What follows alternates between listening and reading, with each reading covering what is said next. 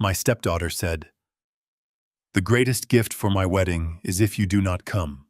You are not my real dad. You are just Robert." My wife stayed completely silent. So I did exactly that. After securing my assets and canceling the wedding expenses, what I left them in our empty kitchen shocked them to the core. Before I continue this story, let me know where you are watching from in the comments below. Hit like and subscribe if you have ever had to stand up to people who saw you as nothing but a bank account. I am Robert Caldwell. I am 70 years old, a retired structural engineer and commercial contractor.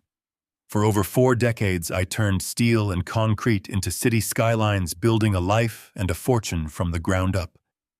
I did not inherit a dime. Everything I have I earned with calloused hands, 70-hour work weeks, and a relentless drive to provide.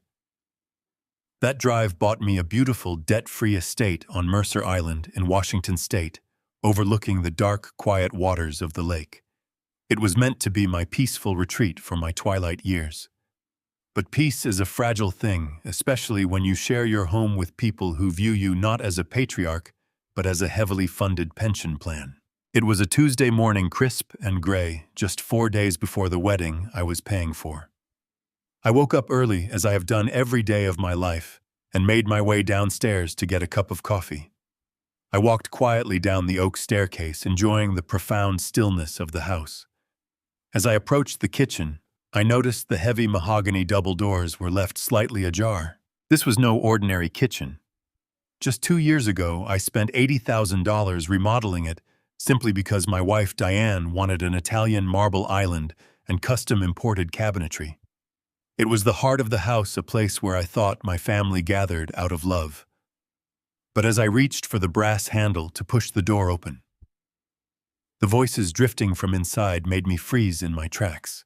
It was Brittany, my 28-year-old stepdaughter, and her fiancé Blake. Blake was a 30-year-old finance guy who claimed to work in investment funds. He always wore perfectly tailored suits and carried an air of unearned arrogance that rubbed me the wrong way, but I had kept my mouth shut for Brittany's sake. I heard the clinking of porcelain coffee cups, followed by Blake's pretentious drawl. He was sighing heavily. "Brittany, we need to talk about the family portraits on Saturday. My parents are flying in from Boston, and my extended family is going to be there. Having your stepfather hovering around in the background is going to completely ruin the aesthetic. No offense, but he is a retired construction worker. He sticks out. He doesn't fit in with our crowd." I stood completely still in the hallway. My hand hovered inches from the door. I expected Brittany to defend me. I expected Diane, my wife of 15 years, who was also in that room, to shut him down immediately. Instead, I heard Brittany let out an exasperated groan. "I know, Blake. Trust me, I know. I have been stressing about it all week. Honestly, the greatest gift for my wedding would be if he just did not come. I mean, he is not my real dad. He is just Robert. He is just going to wander around, looking out of place and making everyone uncomfortable." The words hit me like a physical blow to the chest. Just Robert. I came into Brittany's life when she was 13 years old. Her biological father had vanished long before leaving out a single penny for child support. I was the one who paid for her braces. I was the one who funded her out-of-state private college tuition so she would not graduate with a mountain of student debt. I bought her first car. I paid her rent for 3 years in her 20s while she was trying to find herself. And for the past 6 months, I had been writing check after check to fund this lavish $200,000 wedding she and Blake had demanded. But to her, I was not a father. I was just Robert. Still, my heart held onto a final, pathetic shred of hope. I waited for Diane to speak. Diane, the woman I married 15 years ago, who slept beside me every night, who told me how safe and cherished I made her feel. I waited for her to slam her coffee cup down. I waited for her to reprimand her daughter and her future son-in-law for disrespecting the man who put the very roof over their heads. But Diane said absolutely nothing. The silence from her corner of the kitchen was deafening. She was complicit. She agreed with them. In that quiet hallway, An absolute transformation took place inside my mind. I did not feel the urge to scream. I did not feel the need to kick the door open, throw plates against the wall, or demand the respect I had bought and paid for over a decade and a half. As a structural engineer, I spent my entire career analyzing load-bearing walls, foundations, and stress points. When a building's foundation is rotten, you do not try to patch the cracks with paint. You do not negotiate with termite-infested wood. You evacuate and you demolish it. My marriage, my family was a rotten structure, and my analytical mind simply clicked into gear. The warmth in my chest evaporated, replaced by a cold, calculating resolve. I reached into the inner pocket of my cardigan. Inside was a cashier's check for $10,000. Brittany had come to me crying 2 days ago because she had blown her budget on her designer wedding dress and needed me to cover the final alterations and the veil. I had gone to the bank the previous afternoon specifically to get this check for her, ready to hand it over with a smile. I pushed the heavy kitchen door open and stepped into the room. The atmosphere shifted instantly. Blake froze his coffee cup halfway to his mouth. Brittany spun around, her eyes widening in sheer panic as she realized I had been standing right outside. Diane, sitting at the far end of the marble island, went completely pale. All the color drained from her face and her hands began to tremble. They had no idea how much I had heard, but the look in my eyes must have told them everything. I did not raise my voice. I did not glare at them. I walked slowly and deliberately across the kitchen floor, my footsteps echoing against the expensive tile. I stopped right in front of Brittany. She opened her mouth to stammer out an excuse, but no words came out. I looked down at the pristine Calicut marble island, the one my money had purchased, and I casually dropped the $10,000 cashier's check right onto the counter. It landed with a soft flutter. I looked directly into Brittany's terrified eyes, my voice steady, stripped of any paternal warmth. "If that is the gift you want, Brittany, I will not attend." I did not wait for a response.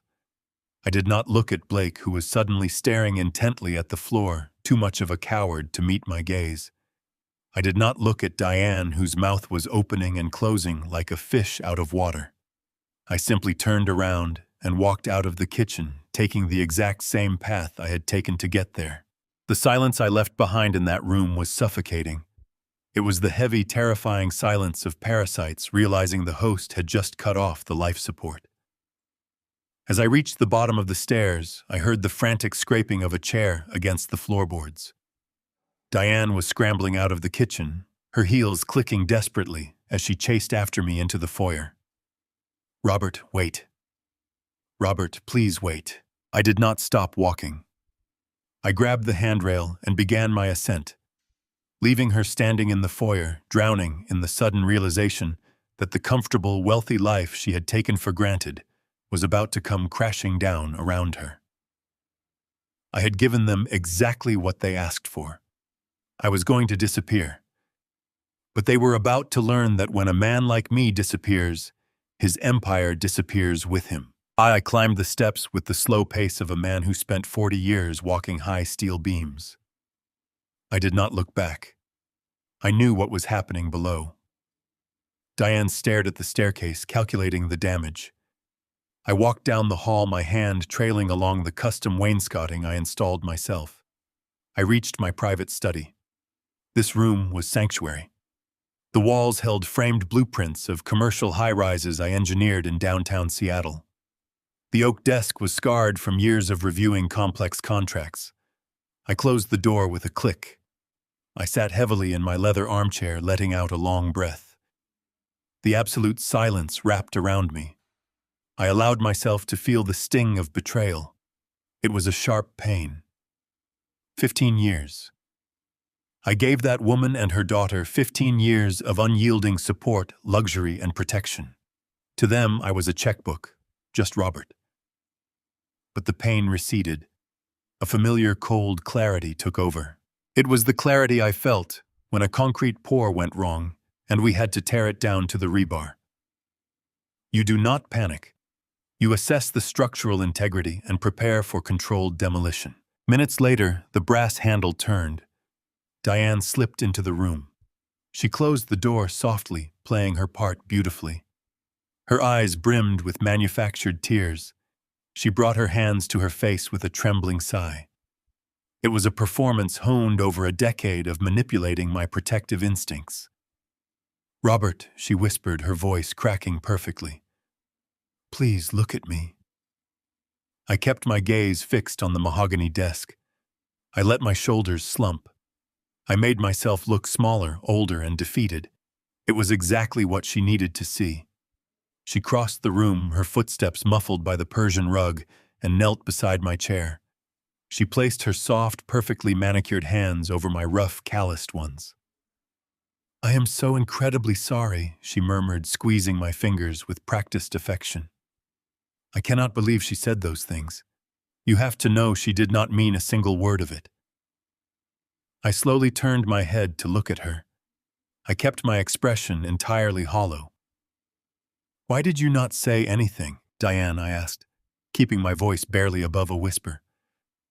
"Why did you sit there and let them speak about me like that?"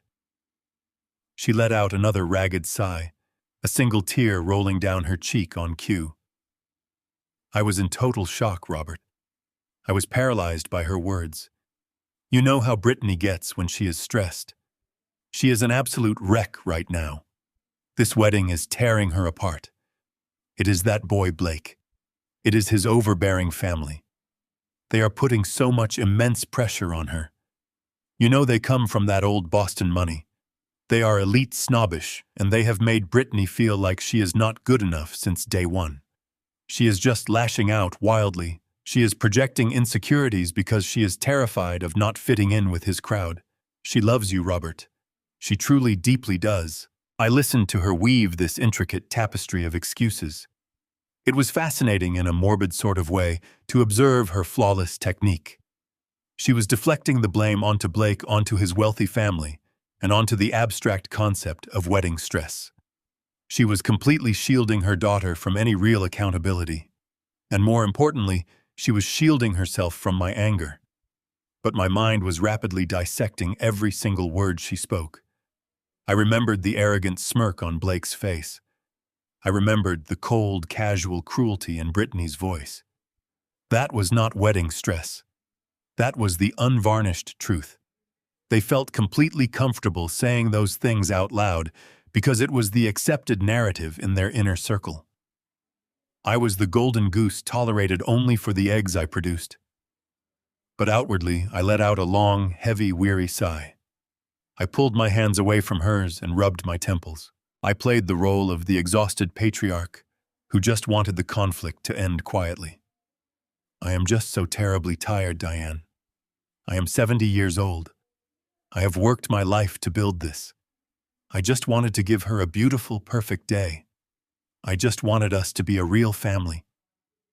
Diane's face softened into an expression of profound, victorious relief. She thought she had won. She thought the old man was backing down, choosing temporary peace over his own dignity, just as he always did in the past. She stood up gracefully and smoothed the front of her cashmere sweater. "I know, my darling. I know you did. And you have been so incredibly generous to us. Far too generous. Let me handle Brittany from here on out. I will make her come up here and apologize to you on her hands and knees if I have to. Just try to relax your mind. Let the stress melt away. You stay right here in your chair. I am going to make you your favorite chamomile tea. We are going to get through this weekend together, and it is going to be beautiful." I watched her hurry out of the study, her step noticeably lighter and more confident. She had secured the perimeter. The host was thoroughly pacified, or so she completely believed. I sat alone in the quiet study, simply waiting for her. Exactly 10 minutes later, she finally returned. She carried a silver tray holding a steaming teacup, a small plate of shortbread cookies, and a leather folio. She set the tray on the edge of my desk with a gentle, reassuring clatter. She handed me the warm teacup, her smile glowing, and completely devoid of the sheer panic she had shown earlier downstairs. "Drink this, Robert. It will help you sleep soundly tonight." I took the cup, letting the warmth seep into my hands. "Thank you," I softly murmured. She lingered quietly by the desk. She casually opened the leather folio and smoothed out a thick stack of printed papers. Her movements were deliberately slow, designed to look entirely routine and utterly harmless. "Oh, by the way, darling," she said, her tone breezy and remarkably light. "I almost forgot with all this terrible drama today. The caterer needs the final release form signed for tomorrow. It is just a quick tax update required by the bank to authorize the transfer for the final $150,000. You know exactly how these corporate business accounts are. They need everything signed in triplicate before they release the funds." She uncapped my gold fountain pen and held it out to me with an encouraging nod. "It is just a formality, Robert. Just sign your name at the bottom here, and I will scan it over to them so we do not have to worry about a single thing tomorrow morning." I silently stared at the heavy gold pen resting in her outstretched hand. Then I slowly lowered my gaze to the document resting patiently on my desk, ready to gently pull the thread that would completely unravel her entire deceitful life. I reached into the breast pocket of my cardigan and pulled out my wire-rimmed reading glasses. I unfolded the arms with deliberate slowness, letting the silence stretch between us. Diane stood perfectly still beside my mahogany desk. The scent of chamomile and honey drifted up from the steaming teacup she had just poured for me. But tonight, that sweet aroma felt heavy, almost suffocating, in its forced domesticity. I placed the glasses on the bridge of my nose and looked down at the document she had so casually presented. At first glance, it appeared exactly as she had described. It looked like the kind of mind-numbing paperwork a bank requires for large wire transfers. The kind of document a tired, trusting husband would blindly sign just to get his wife to stop hovering over him. For a fleeting second, a part of my heart wanted to simply ink my name on the dotted line. A part of me wanted to remain the oblivious, generous provider, blissfully ignorant of the rot eating away at the foundation of my marriage. I wanted to drink my warm tea, go to sleep, and pretend that the conversation I had overheard in the kitchen was just a bad dream. But I am an engineer. I spent 40 years of my life constructing commercial high-rises that define the Seattle skyline. My entire career was built on the fundamental principle that you never ignore the fine print. A single miscalculation in a structural load-bearing assessment could bring a 50-story building crashing down to the pavement. You do not skim the details when millions of dollars and human lives are at stake. That meticulous, unforgiving discipline did not retire when I did. I ran my calloused index finger down the left margin of the heavy parchment paper, bypassing the bold, distracting headers meant to draw the eye. I scanned the dense blocks of text in the middle of the page. The legal jargon was complex, deliberately convoluted to confuse a layperson. But I had spent decades wrestling with municipal zoning lawyers, union contract negotiators, and corporate litigators. I knew how to navigate a legal labyrinth. As my eyes reached the final paragraph just above the signature line, the words seemed to jump off the page and burn themselves directly into my retinas. This was not a catering release form. It was not a temporary bank authorization for a wire transfer. The text clearly stated that the undersigned was granting full, unrestricted, and durable power of attorney. It explicitly authorized the designated representative to manage, liquidate, encumber, or transfer any and all real estate financial accounts and investment portfolios. Diane was the designated representative. She was not asking for $150,000 to pay for swans carved out of ice. She was asking for the legal authority to seize absolute control over every single asset I had spent my entire adult life accumulating. She wanted the keys to my empire. The sheer audacity of her deceit was staggering. A cold, electric shock shot down my spine, pooling in the pit of my stomach. My own wife, the woman who had just kissed my cheek and brewed my evening tea, was attempting to legally erase my financial existence while I sat right in front of her. She was trying to blindfold me and lead me off a cliff. My heart hammered violently against my ribs, but I did not let a single muscle in my face betray the tempest raging inside my chest. I knew that if I confronted her right now, If I unleashed the fury boiling in my veins, she would panic. She would immediately switch to a defensive strategy, deny everything, claim it was a misunderstanding with her lawyer, and figure out another more covert way to destroy me. I needed time. I needed to investigate the depth of this betrayal before I blew the entire structure to pieces. I let out a long, ragged exhale. I allowed my hand to develop a slight, noticeable tremor as I held the heavy gold fountain pen she had given me. I suspended the pen just an inch above the signature line, letting the ink hover over the paper. I looked up at Diane squinting through my glasses and offered her a weak, apologetic smile. I rubbed my temple with my free hand, massaging a fabricated knot of pain. "Diane, my love," I murmured, my voice raspy and intentionally frail. "I am so sorry. My head is absolutely pounding right now. The letters on this page are just swimming together. I cannot focus my eyes enough to read this properly. I am going to have to sign this in the morning, when I have a fresh mind." The temperature in my private study seemed to drop 10 degrees in a fraction of a second. The warm, affectionate mask Diane had worn all evening slipped, revealing something sharp, desperate, and incredibly ugly underneath. Her jaw clenched. Her eyes, usually so soft and inviting, narrowed into dark, calculating slits. She reached out and wrapped her hand tightly around mine physically, pushing the tip of the fountain pen closer to the dotted line. "Robert," she said, her voice dropping an octave, abandoning the sweet, placating tone she had used earlier. "The caterer needs this processed the moment the bank opens tomorrow. If we do not send it tonight, they are going to cancel the floral arrangements and the ice sculptures. Brittany will be devastated. It is just a standard signature, darling. Just sign it quickly so we can both go upstairs and finally get some rest." Her grip on my hand was surprisingly strong. It was the grip of a predator refusing to let its prey wriggle out of the trap. I looked into her eyes, maintaining my weary facade. I slowly but firmly pulled my hand out from under hers. I placed the gold pen down on the desk right next to her treacherous document. "I will not sign something I cannot read, Diane," I stated softly, but with a tone of absolute unyielding finality. "I will look at it with fresh eyes at 6 in the morning." For a moment, we simply stared at each other in the quiet room. A silent, high-stakes war was being fought across the mahogany desk. I saw the frantic gears turning in her head, weighing the risk of pushing me further against the risk of raising my suspicions.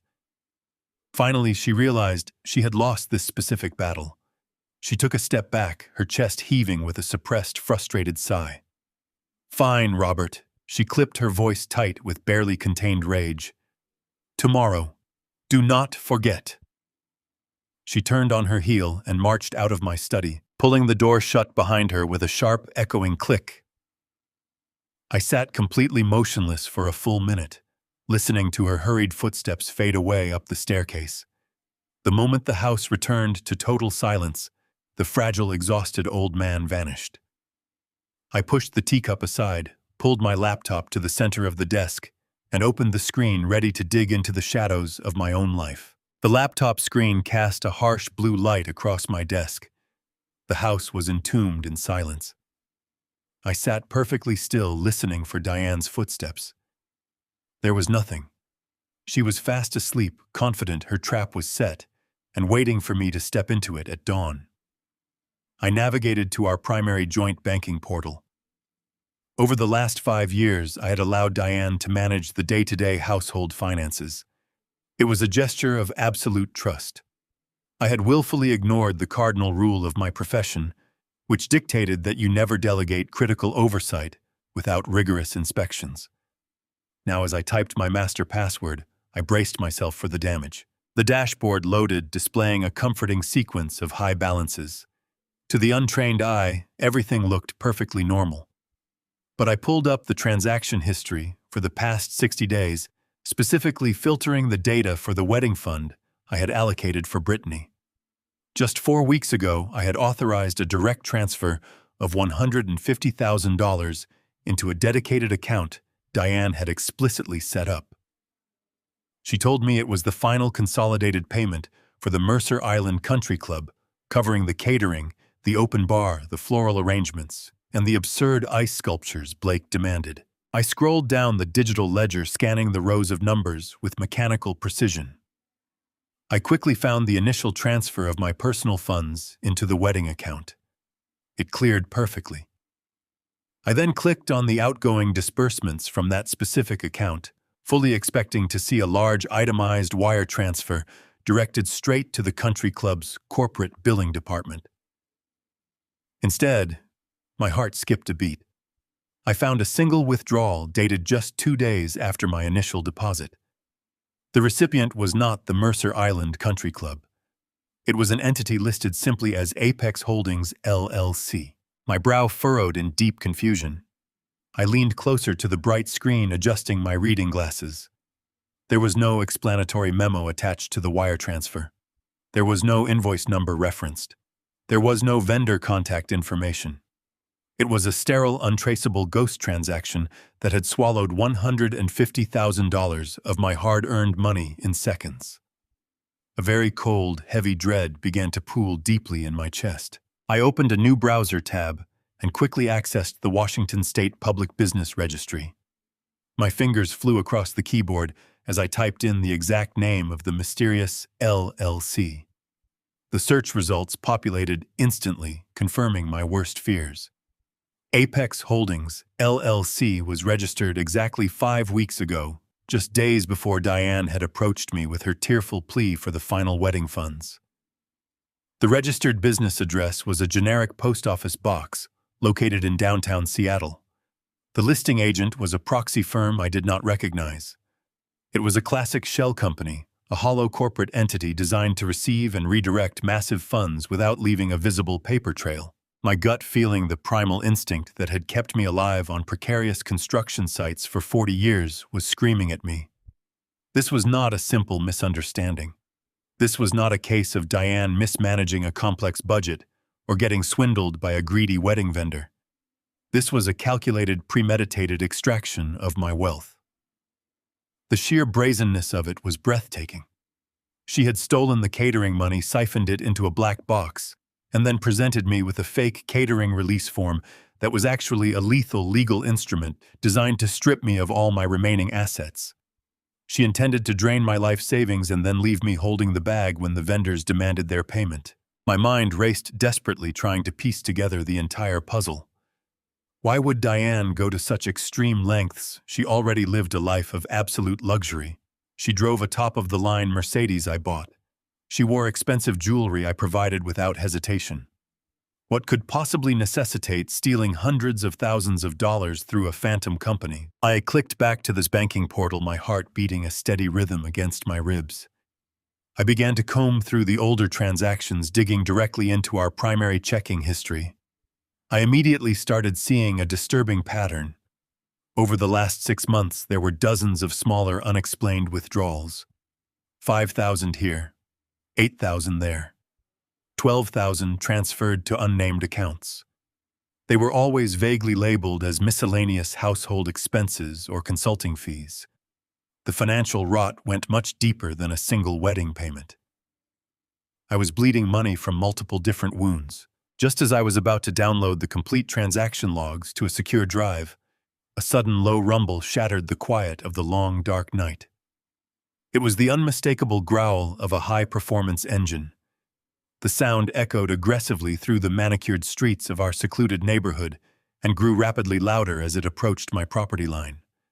I paused my downloading process and slowly stood up from my heavy oak desk. I walked silently over to the thick velvet curtains covering the large study window.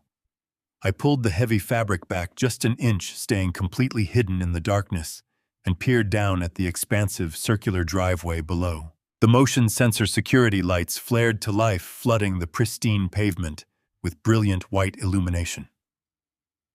A vehicle was gliding smoothly up the driveway, its sleek headlights cutting through the darkness. It was a brand-new custom black Porsche 911. The expensive sports car rolled to a gentle stop right in front of the main portico. The powerful engine idled for a moment, letting out a deep purr before it was abruptly cut off. The driver's side door swung open, and a figure stepped confidently out into the crisp night air. I narrowed my eyes, focusing intensely on the man standing under the bright security lights. It was my 32-year-old stepson, Derek. He was wearing a tailored suit, casually tossing a set of expensive keys in the air and catching them with a smug grin plastered across his face. He looked like a man who had recently struck gold and did not have a single care in the world. I stared down at him, my knuckles turning white as I gripped the curtain. This was the exact same stepson who had come to my study crying hysterically just 3 weeks ago. He had wept about how his logistics business failed, how he was facing imminent bankruptcy, and how his creditors were threatening to seize his apartment. He begged me for a massive loan, a plea I had gently declined because I had already bailed him out twice before. Yet here he was now standing proudly in my driveway, in the middle of the night, driving a vehicle that cost more than most people made in 3 years. The jagged pieces of the complex puzzle slammed together with sickening clarity. The untraceable shell company, the missing wedding funds, the mysterious bank withdrawals, and Derek's sudden wealth. This was not just a deceitful wife.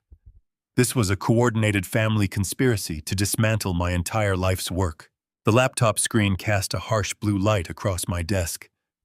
The house was entombed in silence.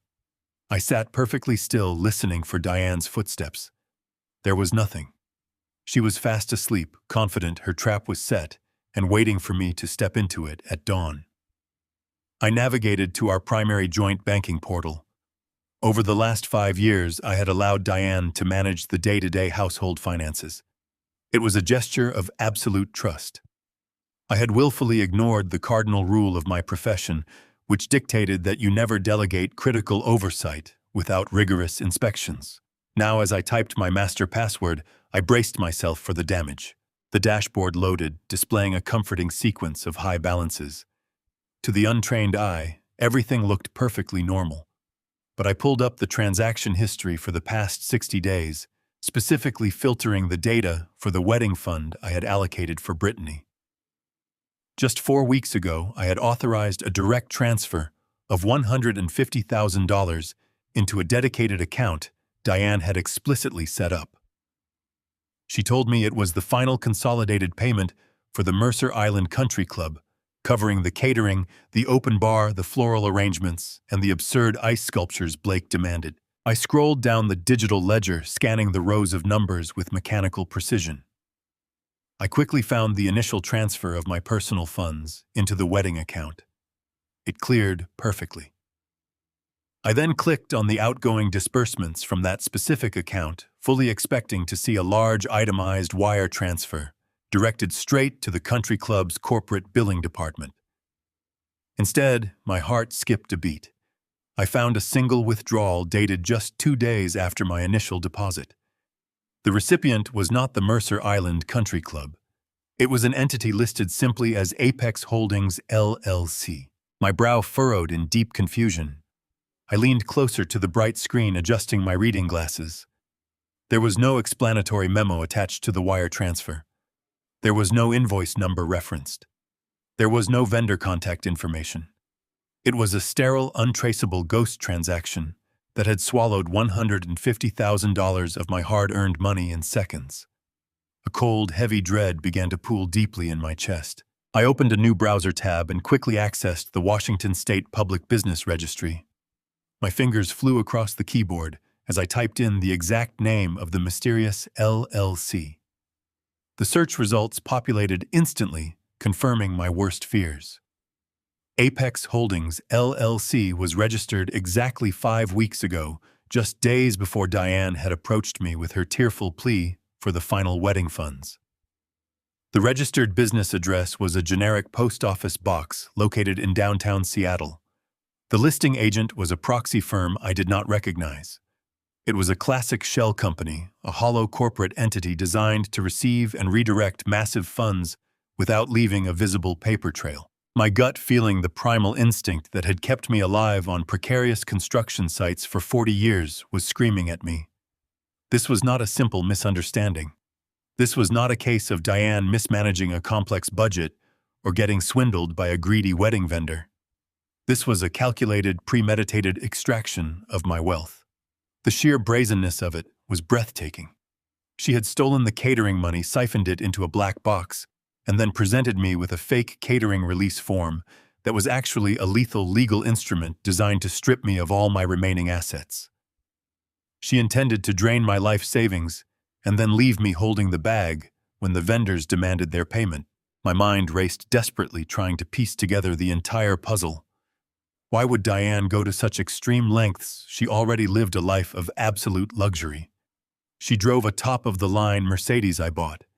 She wore expensive jewelry I provided without hesitation. What could possibly necessitate stealing hundreds of thousands of dollars through a phantom company? I clicked back to this banking portal, my heart beating a steady rhythm against my ribs. I began to comb through the older transactions, digging directly into our primary checking history. I immediately started seeing a disturbing pattern. Over the last 6 months, there were dozens of smaller, unexplained withdrawals. 5,000 here, 8,000 there. 12,000 transferred to unnamed accounts. They were always vaguely labeled as miscellaneous household expenses or consulting fees. The financial rot went much deeper than a single wedding payment. I was bleeding money from multiple different wounds. Just as I was about to download the complete transaction logs to a secure drive, a sudden low rumble shattered the quiet of the long, dark night.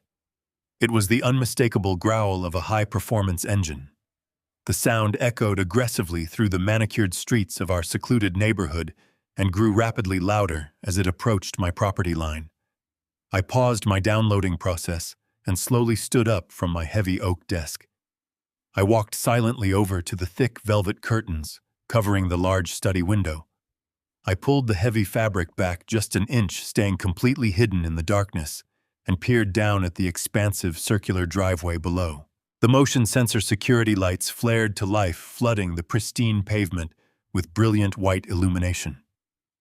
A vehicle was gliding smoothly up the driveway, its sleek headlights cutting through the darkness. It was a brand-new, custom black Porsche 911. The expensive sports car rolled to a gentle stop right in front of the main portico. The powerful engine idled for a moment, letting out a deep purr before it was abruptly cut off. The driver's side door swung open, and a figure stepped confidently out into the crisp night air. I narrowed my eyes, focusing intensely on the man standing under the bright security lights. It was my 32-year-old stepson, Derek. He was wearing a tailored suit, casually tossing a set of expensive keys in the air and catching them with a smug grin plastered across his face. He looked like a man who had recently struck gold and did not have a single care in the world. I stared down at him, my knuckles turning white as I gripped the curtain. This was the exact same stepson who had come to my study crying hysterically just 3 weeks ago. He had wept about how his logistics business failed, how he was facing imminent bankruptcy, and how his creditors were threatening to seize his apartment. He begged me for a massive loan, a plea I had gently declined because I had already bailed him out twice before. Yet here he was, now standing proudly in my driveway, in the middle of the night, driving a vehicle that cost more than most people made in 3 years. The jagged pieces of the complex puzzle slammed together with sickening clarity. The untraceable shell company, the missing wedding funds, the mysterious bank withdrawals, and Derek's sudden wealth. This was not just a deceitful wife. This was a coordinated family conspiracy to dismantle my entire life's work. The morning sun pierced through my study, casting harsh shadows across the mahogany floor. I had not slept a single minute. I spent the remaining hours formulating my strategy. At 6, I heard Diane moving around in the master suite, getting ready for what she believed would be her ultimate victory. I closed my laptop and walked down the hall to my dressing room.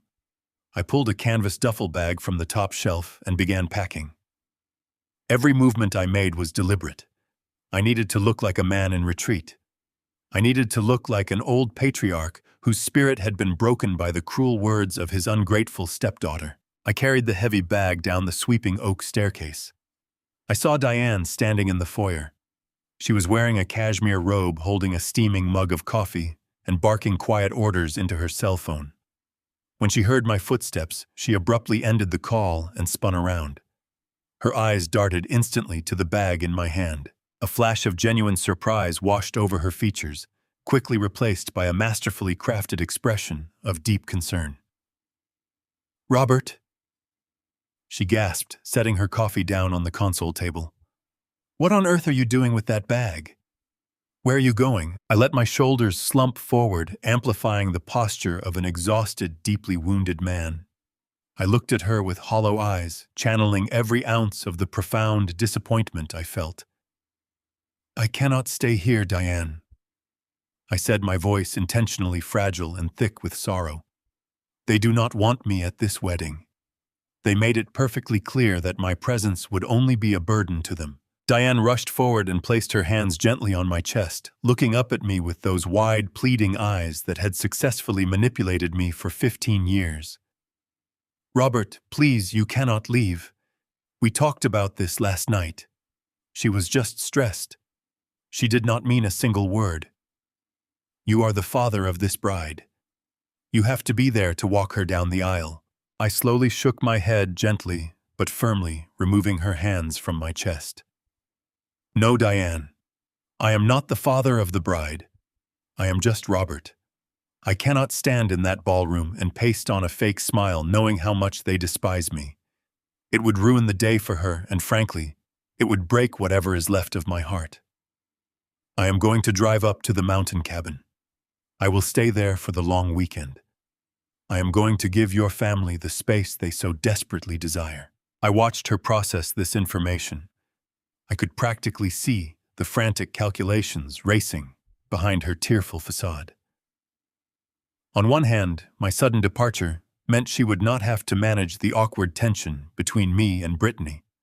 On the other hand, my absence presented a massive logistical problem for her immediate financial scheme. She needed my signature. "Oh, my poor darling," she whispered, wrapping her arms around me in a tight embrace.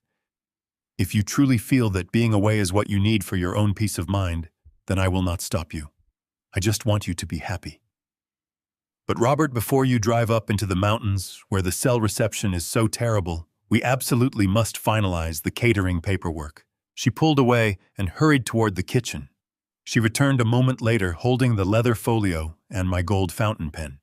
She offered me a bright, encouraging smile that completely failed to hide the desperate urgency in her posture. "Just quickly, sign the bottom line and you can get on the road before the morning traffic starts." I looked at the thick stack of papers resting in the leather folio. The durable power of attorney. The key to my total destruction. I reached out with a trembling hand and took the folio from her grasp. I stared at the signature line for a long, agonizing moment, letting the silence stretch until I could hear her rapid breathing. Then, with a sudden clumsy motion, I fumbled the folio. I scrambled to catch it, deliberately bumping my wrist against the edge of the console table. My hand spasmed, and the gold fountain pen clattered noisily onto the hardwood floor, rolling away under a decorative bench. "Robert!" Diane cried out, her voice pitching up in genuine alarm. "Are you all right?" "What happened?" I squeezed my eyes shut, grimacing as if I were in tremendous physical agony. "My arthritis," I grunted. "It just flared up terribly. The pain shot right up my forearm. My fingers are completely locked up. I cannot even hold a pen right now, let alone sign a legal document." Diane stared at my clenched hand, her face contorting into a mask of pure panic. "But Robert, you have to sign it. You must. The catering company is going to cancel the reception. You cannot just leave this unresolved." I took a deep breath, slowly opening my eyes and looking at her with a reassuring, albeit pained expression. "Do not panic, Diane. I will handle it. The bank has a branch office up near the cabin right in the main village. Once my wrist loosens up this afternoon, I will drive down, sign the papers in front of the branch manager, and have them wire the funds directly from there. It will be perfectly fine. The vendors will get their money before the sun goes down." Before she could formulate another excuse, I swiftly unzipped the side pocket of my canvas duffel bag. I shoved the entire leather folio, complete with her treacherous power of attorney, deep into the bag and zipped it shut with a loud final rip of the fabric. I hoisted the heavy bag onto my shoulder, giving her no opportunity to snatch the documents back. Diane stood frozen in the foyer, her mouth slightly open, completely outmaneuvered. She could not forcefully demand the papers back without revealing her true intentions. She was trapped by her own web of lies. She forced a stiff, unnatural smile, her eyes burning with a mixture of intense frustration and reluctant relief. "Okay," she said, her voice tight and clipped. "Please make sure you call me the absolute second you finish at the bank. Drive safely, Robert." I nodded, silently turned the heavy brass knob, and walked out the front door. The cold, crisp morning air hit my face, clearing away the suffocating toxicity of that house. I threw my bag into the trunk of my dark SUV, climbed into the front driver's seat, and started the engine. As I pulled out of the sweeping circular driveway, I glanced in the rearview mirror. Diane was standing on the front porch, watching me leave, undoubtedly believing she had just narrowly salvaged her master plan. I slowly turned onto the busy main road and gently accelerated. But when I reached the highway junction, I did not merge onto the eastbound lane heading toward the Cascade Mountains. I gripped the leather steering wheel firmly and merged onto the westbound interstate. I was not retreating to a quiet cabin in the woods to lick my wounds. I drove straight toward the towering glass and steel structures of downtown Seattle. My destination was the secure underground parking garage of a corporate high-rise. I was heading directly to the private office of my old civil litigation attorney, Mitchell. I pulled my SUV into the reserved parking space beneath the looming skyscraper. The concrete pillars and dim fluorescent lights of the underground garage felt like a bunker, a fitting place to prepare for a brutal war. I turned off the engine and sat in silence for a moment, gathering my resolve. I grabbed my canvas duffel bag from the passenger seat, Diane's deceit, safely zipped inside. I bypassed the main public lobby entirely, using my old security clearance card to access the private executive elevator. As the polished stainless steel doors slid shut and the car shot upward to the 42nd floor, I felt the final remnants of my grief harden into cold, unbreakable steel. The doors chimed softly, revealing the hushed, deeply carpeted reception area of Mitchell & Sterling, the civil litigation firm that had handled all of my commercial high-rise contracts for 2 decades. The receptionist recognized me instantly, her professional smile faltering slightly at my unannounced arrival in casual attire. I bypassed her desk without a single word and pushed through the heavy double doors leading to the inner sanctum. Mitchell was sitting behind his expansive glass desk, reviewing a thick binder. He was a shark of a man, impeccably dressed with silver hair and a mind like a steel trap. He looked up, startled by my sudden intrusion. "Robert," he said, dropping his silver pen. "What in the world are you doing here? I thought you were tied up with your stepdaughter's wedding weekend." I did not answer him immediately. I walked directly over to his desk, unzipped my duffel bag, and pulled out the leather folio. I dropped it onto the glass surface with a heavy thud. Then I pulled out the printed transaction logs from the joint banking portal and laid them out in a precise row. "I need you to look at this, Mitchell," I said, my voice incredibly steady and devoid of emotion. "I need you to look at this right now because my wife is actively trying to rob me blind." Mitchell frowned deeply, his sharp astro eyes darting from my face to the documents. He picked up the power of attorney form Diane had tried to force upon me the night before. I watched his professional composure tighten as he read the fine print. He set the paper down carefully and picked up the banking logs, tracing the $150,000 wire transfer to Apex Holdings, LLC. He did not ask if it could be a simple mistake. Mitchell knew me better than that.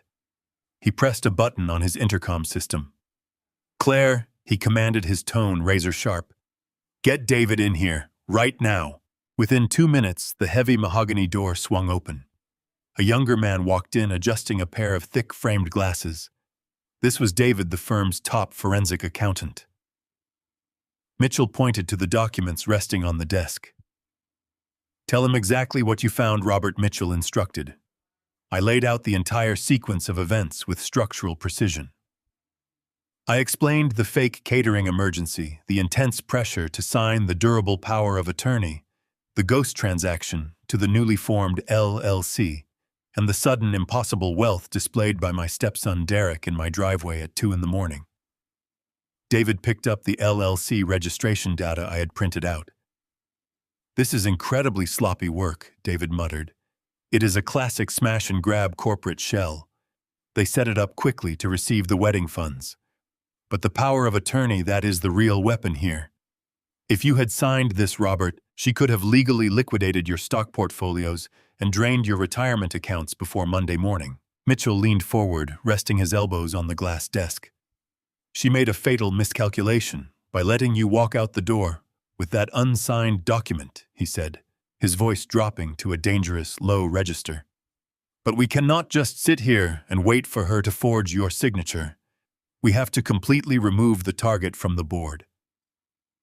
"How do we do that?" I asked. "We build an absolute fortress," Mitchell replied smoothly. "We are going to establish an irrevocable trust, right now, today. We will immediately transfer the title of your Mercer Island estate, all of your liquid assets, and your entire investment portfolio directly into the trust. We will name you as the sole beneficiary and myself as the co-trustee. Once the assets are legally shielded inside the irrevocable trust, you technically no longer own them in your individual capacity. They belong entirely to the trust. Even if Diane miraculously produces a forged power of attorney, the bank will simply laugh in her face. If Robert owns absolutely nothing, the document is effectively worthless." I felt a profound wave of relief wash over me, the exact feeling of securing the final load-bearing pillar on a massive construction project. "Do it," I commanded. "Draft the paperwork immediately." For the next 3 hours, Mitchell's office became a frantic war room. Assistants darted in and out carrying thick stacks of legal parchment. David worked the phones coordinating with bank managers to lock down my accounts and prepare for the massive transfer of funds into the newly established trust. Mitchell drafted the trust documents with ruthless efficiency, ensuring every single loophole was sealed with watertight legal language. By noon, a thick stack of finalized documents rested in front of me.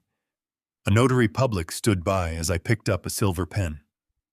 I signed my name page after page, legally transferring my debt-free estate, municipal bonds, and cash reserves into the impenetrable vault of the irrevocable trust. With each stroke of the pen, I was severing the financial lifelines she and her children had grown accustomed to draining. When the final page was stamped and notarized, Mitchell gathered the documents. "It is done," Robert Mitchell said, leaning back in his leather chair with a satisfied smile. "The asset transfer is officially in motion. By the time the banks close, the irrevocable shield will be fully active. If Diane walks into a branch on Monday morning, waving that durable power of attorney, it will be nothing more than expensive toilet paper. She cannot touch a single dime. You have completely checkmated her." But before I could fully absorb the victory, the heavy oak door of the office burst open. David quickly walked right back into the room. He did not look triumphant. He looked incredibly pale, holding a thin manila folder tightly against his chest.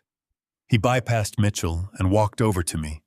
He placed the folder softly onto the glass desk and slid it across until it rested in front of me. Mitchell's smile vanished.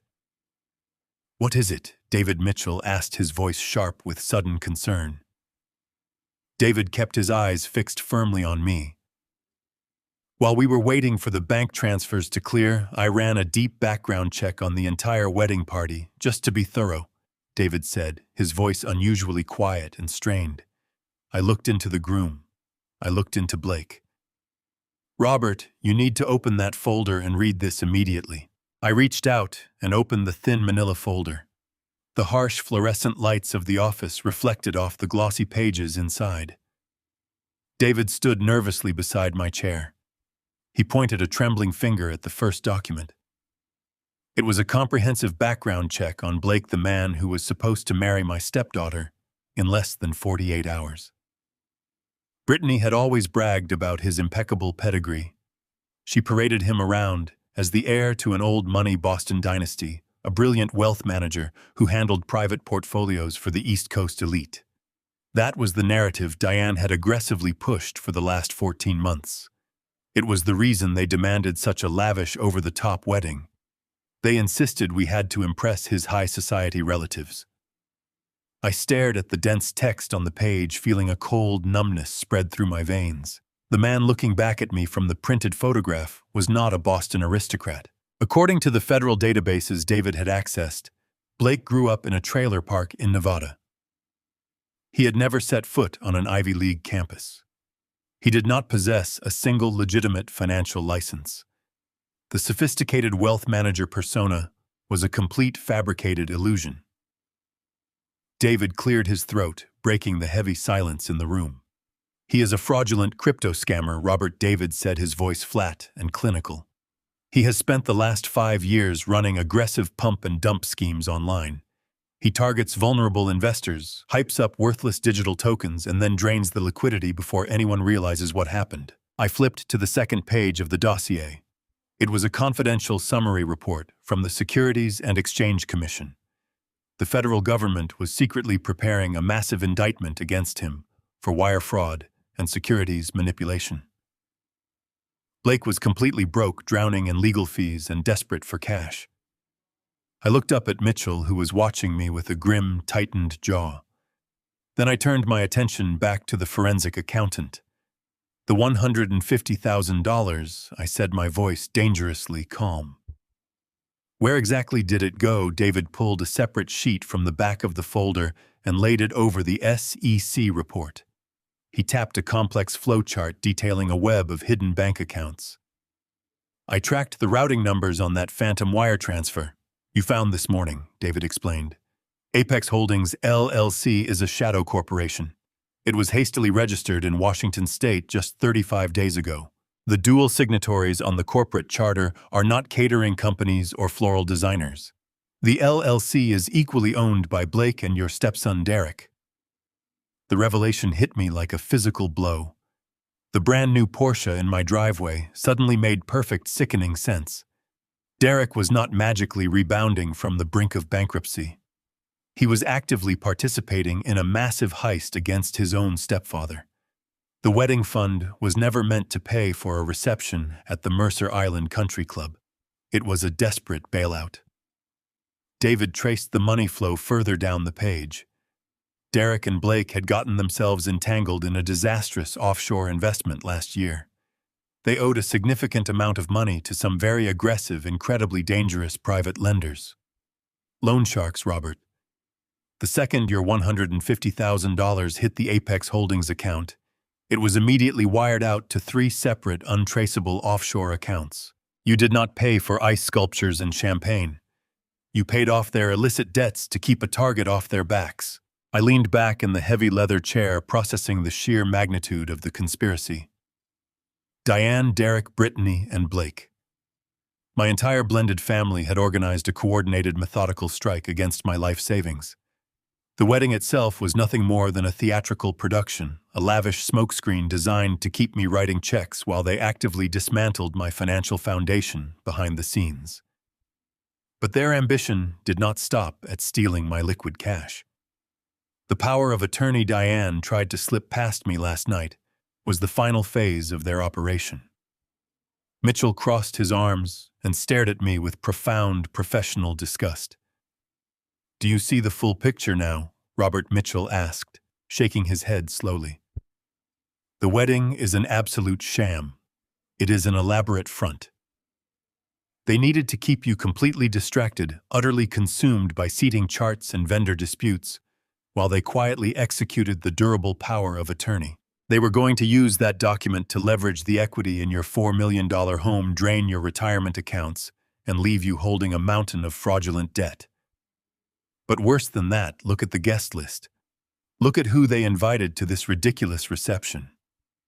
I thought about the hundreds of embossed invitations Diane had mailed out to my friends and former business partners. She had insisted on inviting every wealthy developer, contractor, and real estate magnate I had ever worked with over the last 4 decades. They were not inviting my friends to celebrate a union. They were packing a ballroom with high-net-worth individuals serving them top-tier liquor on my dime and setting them up as prime targets for Blake to pitch his next fraudulent cryptocurrency scheme. My house, my money, and my reputation were all being weaponized against me and everyone I cared about. I felt a dangerous, terrifying calm settle over me. I had walked into this private office as an emotionally wounded husband, desperately trying to protect his remaining assets. I was now a man preparing to utterly annihilate a nest of parasites. I looked at the thick stack of newly minted trust documents sitting securely on Mitchell's desk. The irrevocable shield was fully active. My beautiful house and my life savings were safely locked away in a fortress they could not possibly breach. Any forged document Diane foolishly tried to present to a bank would instantly trigger an immediate federal fraud alert. Their master plan was already completely dead in the water, and they had absolutely no idea. I smiled a dark, incredibly humorless expression that felt completely foreign on my face. "I am going to let them walk right into the trap they so arrogantly built for me," I whispered. But Mitchell did not smile back at me. His face had suddenly gone completely unnervingly pale. While I was speaking, he had quietly flipped to the very last page of David's extensive dossier. He stared down at the single sheet of paper for a long, heavy time, his breathing suddenly turning shallow. He slowly raised his eyes to meet mine, the sharp, supremely confident attorney, abruptly replaced by a man genuinely disturbed by what he had just read. Mitchell silently slid the final printed page across the smooth glass desk, pushing it right to the very edge of my resting hands. "Robert," he said, his voice trembling slightly in the absolute silence of the quiet room. "It gets much worse. You need to take a very close look at exactly what your loving wife has been secretly doing." I stared down at the single sheet of paper resting on the glass desk. The room was so incredibly quiet that I could hear the faint ticking of the grandfather clock. I reached out my fingers, brushing against the stark white page. It was a printed transcript of intercepted text messages and encrypted emails. The header bore the logo of an exclusive concierge medical practice located in a wealthy suburb just north of Seattle.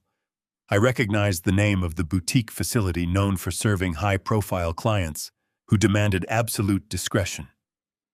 I looked at the sender line. It was Diane's personal address. The recipient was a physician whose medical license had recently been suspended pending an internal board review. My eyes scanned the first paragraph, and a profound, icy chill radiated through my chest. Mitchell watched me carefully from across the desk, his knuckles white with tension. "Read the dates," Robert Mitchell instructed softly, his voice carrying a heavy burden of sorrow. "Look at how far back this goes." I focused on the timestamps. The initial correspondence was dated exactly 6 months ago. It perfectly aligned with the exact time frame when the mysterious withdrawals began appearing in our joint checking accounts. Diane had not just suddenly decided to steal from me. She had been methodically laying the groundwork for a comprehensive medical assassination. The emails were clinical cold and utterly devoid of the affectionate tone she used when speaking to me. She was negotiating a price for a highly illegal service. She was paying this disgraced physician to construct a completely fabricated medical file in my name. I read the diagnostic codes detailed in the exchange.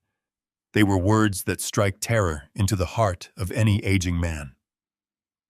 Early onset Alzheimer's disease, severe cognitive decline, advanced senile dementia. Diane was meticulously documenting a fictional narrative of my mental deterioration. She wrote vivid, entirely fabricated accounts of my supposed behavior. She claimed I was becoming increasingly disoriented, forgetting the names of our close friends, and wandering aimlessly around our Mercer Island estate in the middle of the night. It was a masterclass in character assassination designed solely to create a legally binding paper trail. She was building an insurmountable case to have me declared legally incompetent, stripping me of my autonomy, and handing her absolute conservatorship over my life and my assets. If she successfully established that my mind was failing, no court in the state of Washington would ever question her right to manage my wealth. No judge would hesitate to validate the durable power of attorney she tried to force me to sign. Any accusations I leveled against her regarding stolen wedding funds would be instantly dismissed as the paranoid delusions of a demented old man. She was building a cage out of medical records, preparing to lock me away in an assisted living facility where I would be silenced forever.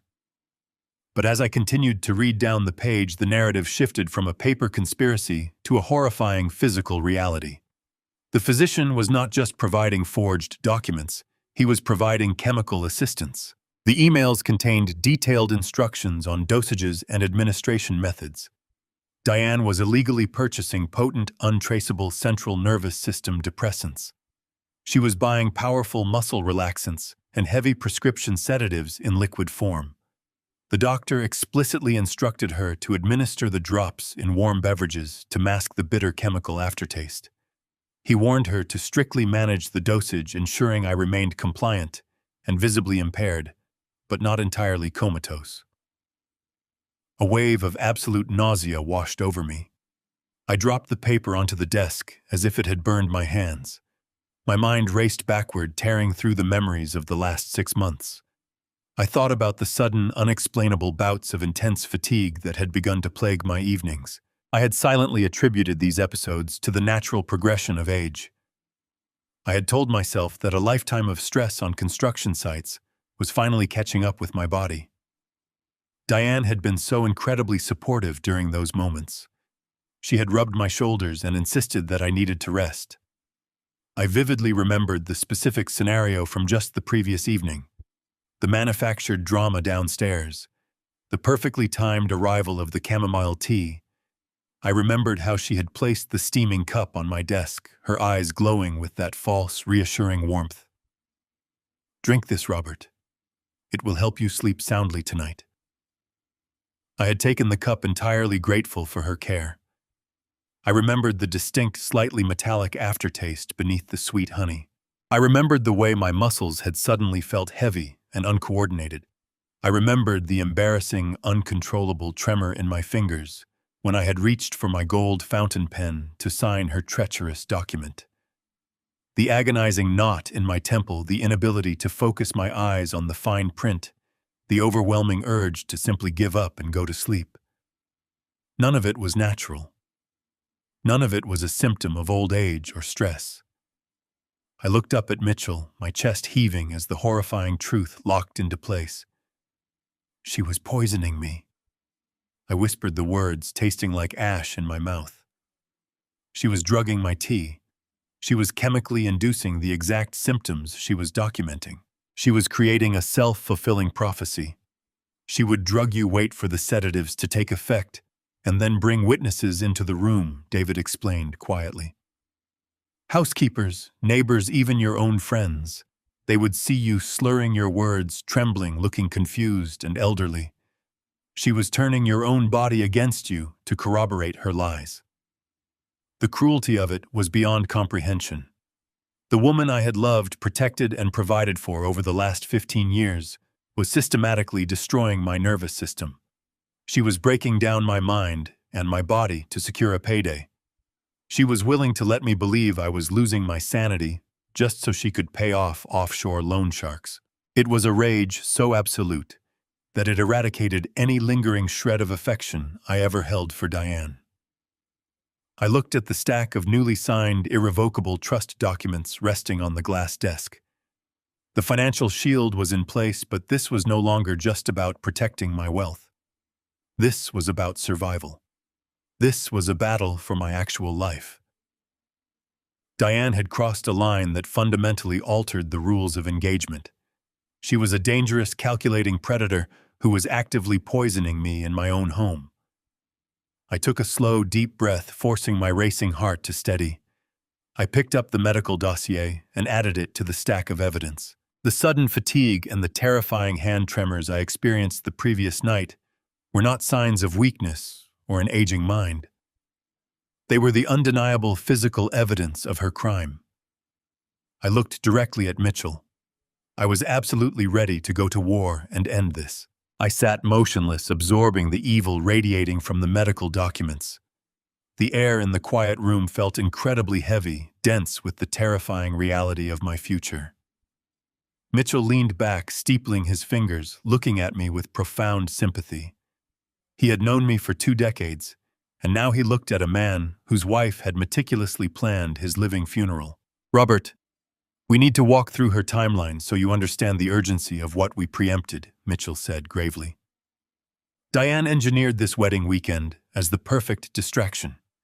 While you were isolated at your cabin, completely cut off from cellular service, she was going to strike. She intended to take that power of attorney complete with a forged signature directly to a lending institution." David slowly nodded his head. "Blake already has predatory lenders waiting for collateral. Diane was going to leverage the massive equity in your Mercer Island estate. Since you own that $4 million property free and clear, she could easily extract a $2 million loan against the title within 48 hours. The funds would be wired offshore to pay Blake and Derek's loan sharks. By the time you drove down from the mountains on Monday, your home would be encumbered by a massive corporate lien." A cold sweat broke out across my neck. She was systematically using my beloved home as a massive blank check. But the financial theft was only the first phase. The truly horrifying part was what she intended to do with me once the money was secured. Mitchell tapped the medical records. "The money extraction is just the beginning. Next week, Diane planned to file a petition in Superior Court for absolute conservatorship. She would present these falsified records to a judge, swearing your cognitive functions had rapidly declined. She would claim you were no longer capable of managing your affairs or making rational decisions." I swallowed hard, visualizing the steel trap closing. She was going to use my chemically induced lethargy as her primary physical evidence. She would parade her friends and children into the courtroom to testify that they had seen me trembling, confused, and slurring my words during the wedding preparations. They would unwittingly corroborate her malicious lies. "Once she secured the emergency conservatorship, you would become a legal ghost," Mitchell continued his words, falling like hammer blows. "You would have absolutely no legal standing to contest the loans, freeze the bank accounts, or even hire an attorney to defend yourself. You would be stripped of your autonomy. And to ensure you could not cause problems or speak to anyone who might listen, she had a final destination prepared for you." David slid one last sheet of paper across the desk. It was a printed brochure for a squalid, low-tier assisted living facility in a bleak suburb 3 hours outside of Seattle. It was a miserable, underfunded institution, notorious for its severe understaffing and heavy reliance on chemical restraints. "Diane had already placed a deposit to secure a room for you," David said softly. "She was going to commit you to this facility against your will. Once you were locked inside a secure memory care ward, heavily medicated and completely isolated, she would be free to liquidate the rest of your assets at her leisure. You would be a prisoner in your own deteriorating mind while she and her children lived like royalty on the spoils of your life's work." The sheer, calculating ruthlessness of the plan left me breathless. I had spent 15 years giving Diane the world. I provided a safe haven for her daughter. I had repeatedly bailed her son out of his self-inflicted financial disasters. I had asked for nothing in return but honesty. In exchange, she had systematically poisoned me, stolen my wealth, and planned to lock me away in a sterile room to rot. She was not a thief. She was a monster wearing the face of a loving wife. I sat in the leather chair, letting the magnitude of the betrayal wash over me. I felt the last lingering threads of my love for her turn to dust. I was no longer the heartbroken husband trying to salvage a family. I was a man who had narrowly escaped his own execution. The irrevocable trust we established earlier was not just a financial shield. It was the weapon I was going to use to obliterate her entirely. As I stared at the brochure for the miserable nursing home, a sharp, sudden vibration startled me. My smartphone was buzzing inside my jacket.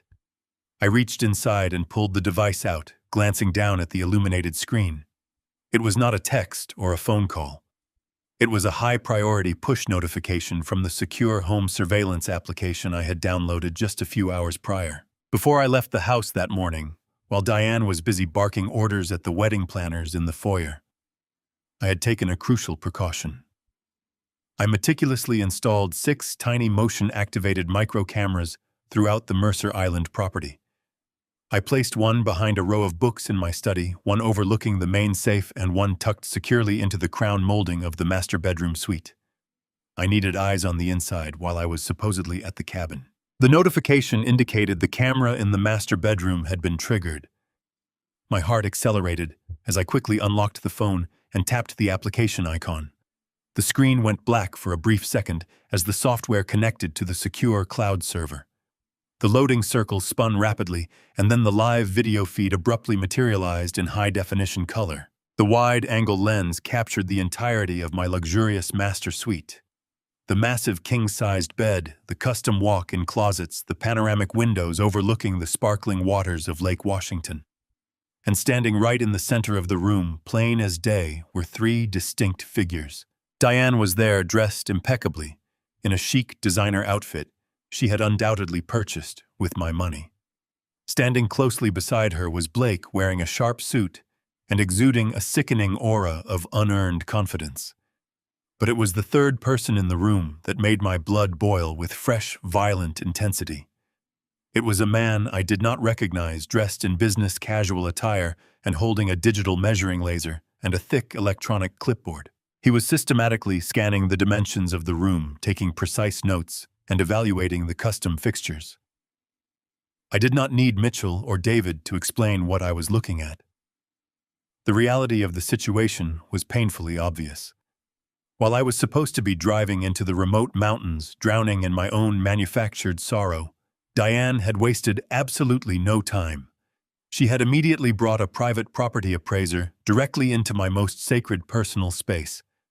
They were actively assessing the total market value of my home, preparing the detailed collateral reports they needed to secure their massive fraudulent loan. They were measuring my bedroom to determine exactly how much money they could steal from me before they threw me into a cage. I stared at the glowing screen of my smartphone, watching the silent pantomime of my own destruction play out in real time. The appraiser pointed his digital laser at the vaulted ceiling of my master suite.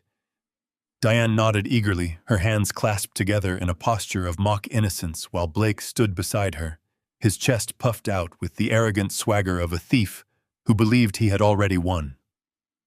They were measuring the walls of the very room where Diane and I had slept for a decade and a half. They were carving up my life into collateral. In that precise, agonizing moment, the final lingering trace of the man I used to be simply evaporated. The sorrow, the confusion, and the debilitating heartache that had weighed down my chest since I first overheard their kitchen conversation were completely burned away. They were incinerated by a sudden consuming surge of pure, calculated fury. It was a cold, metallic anger.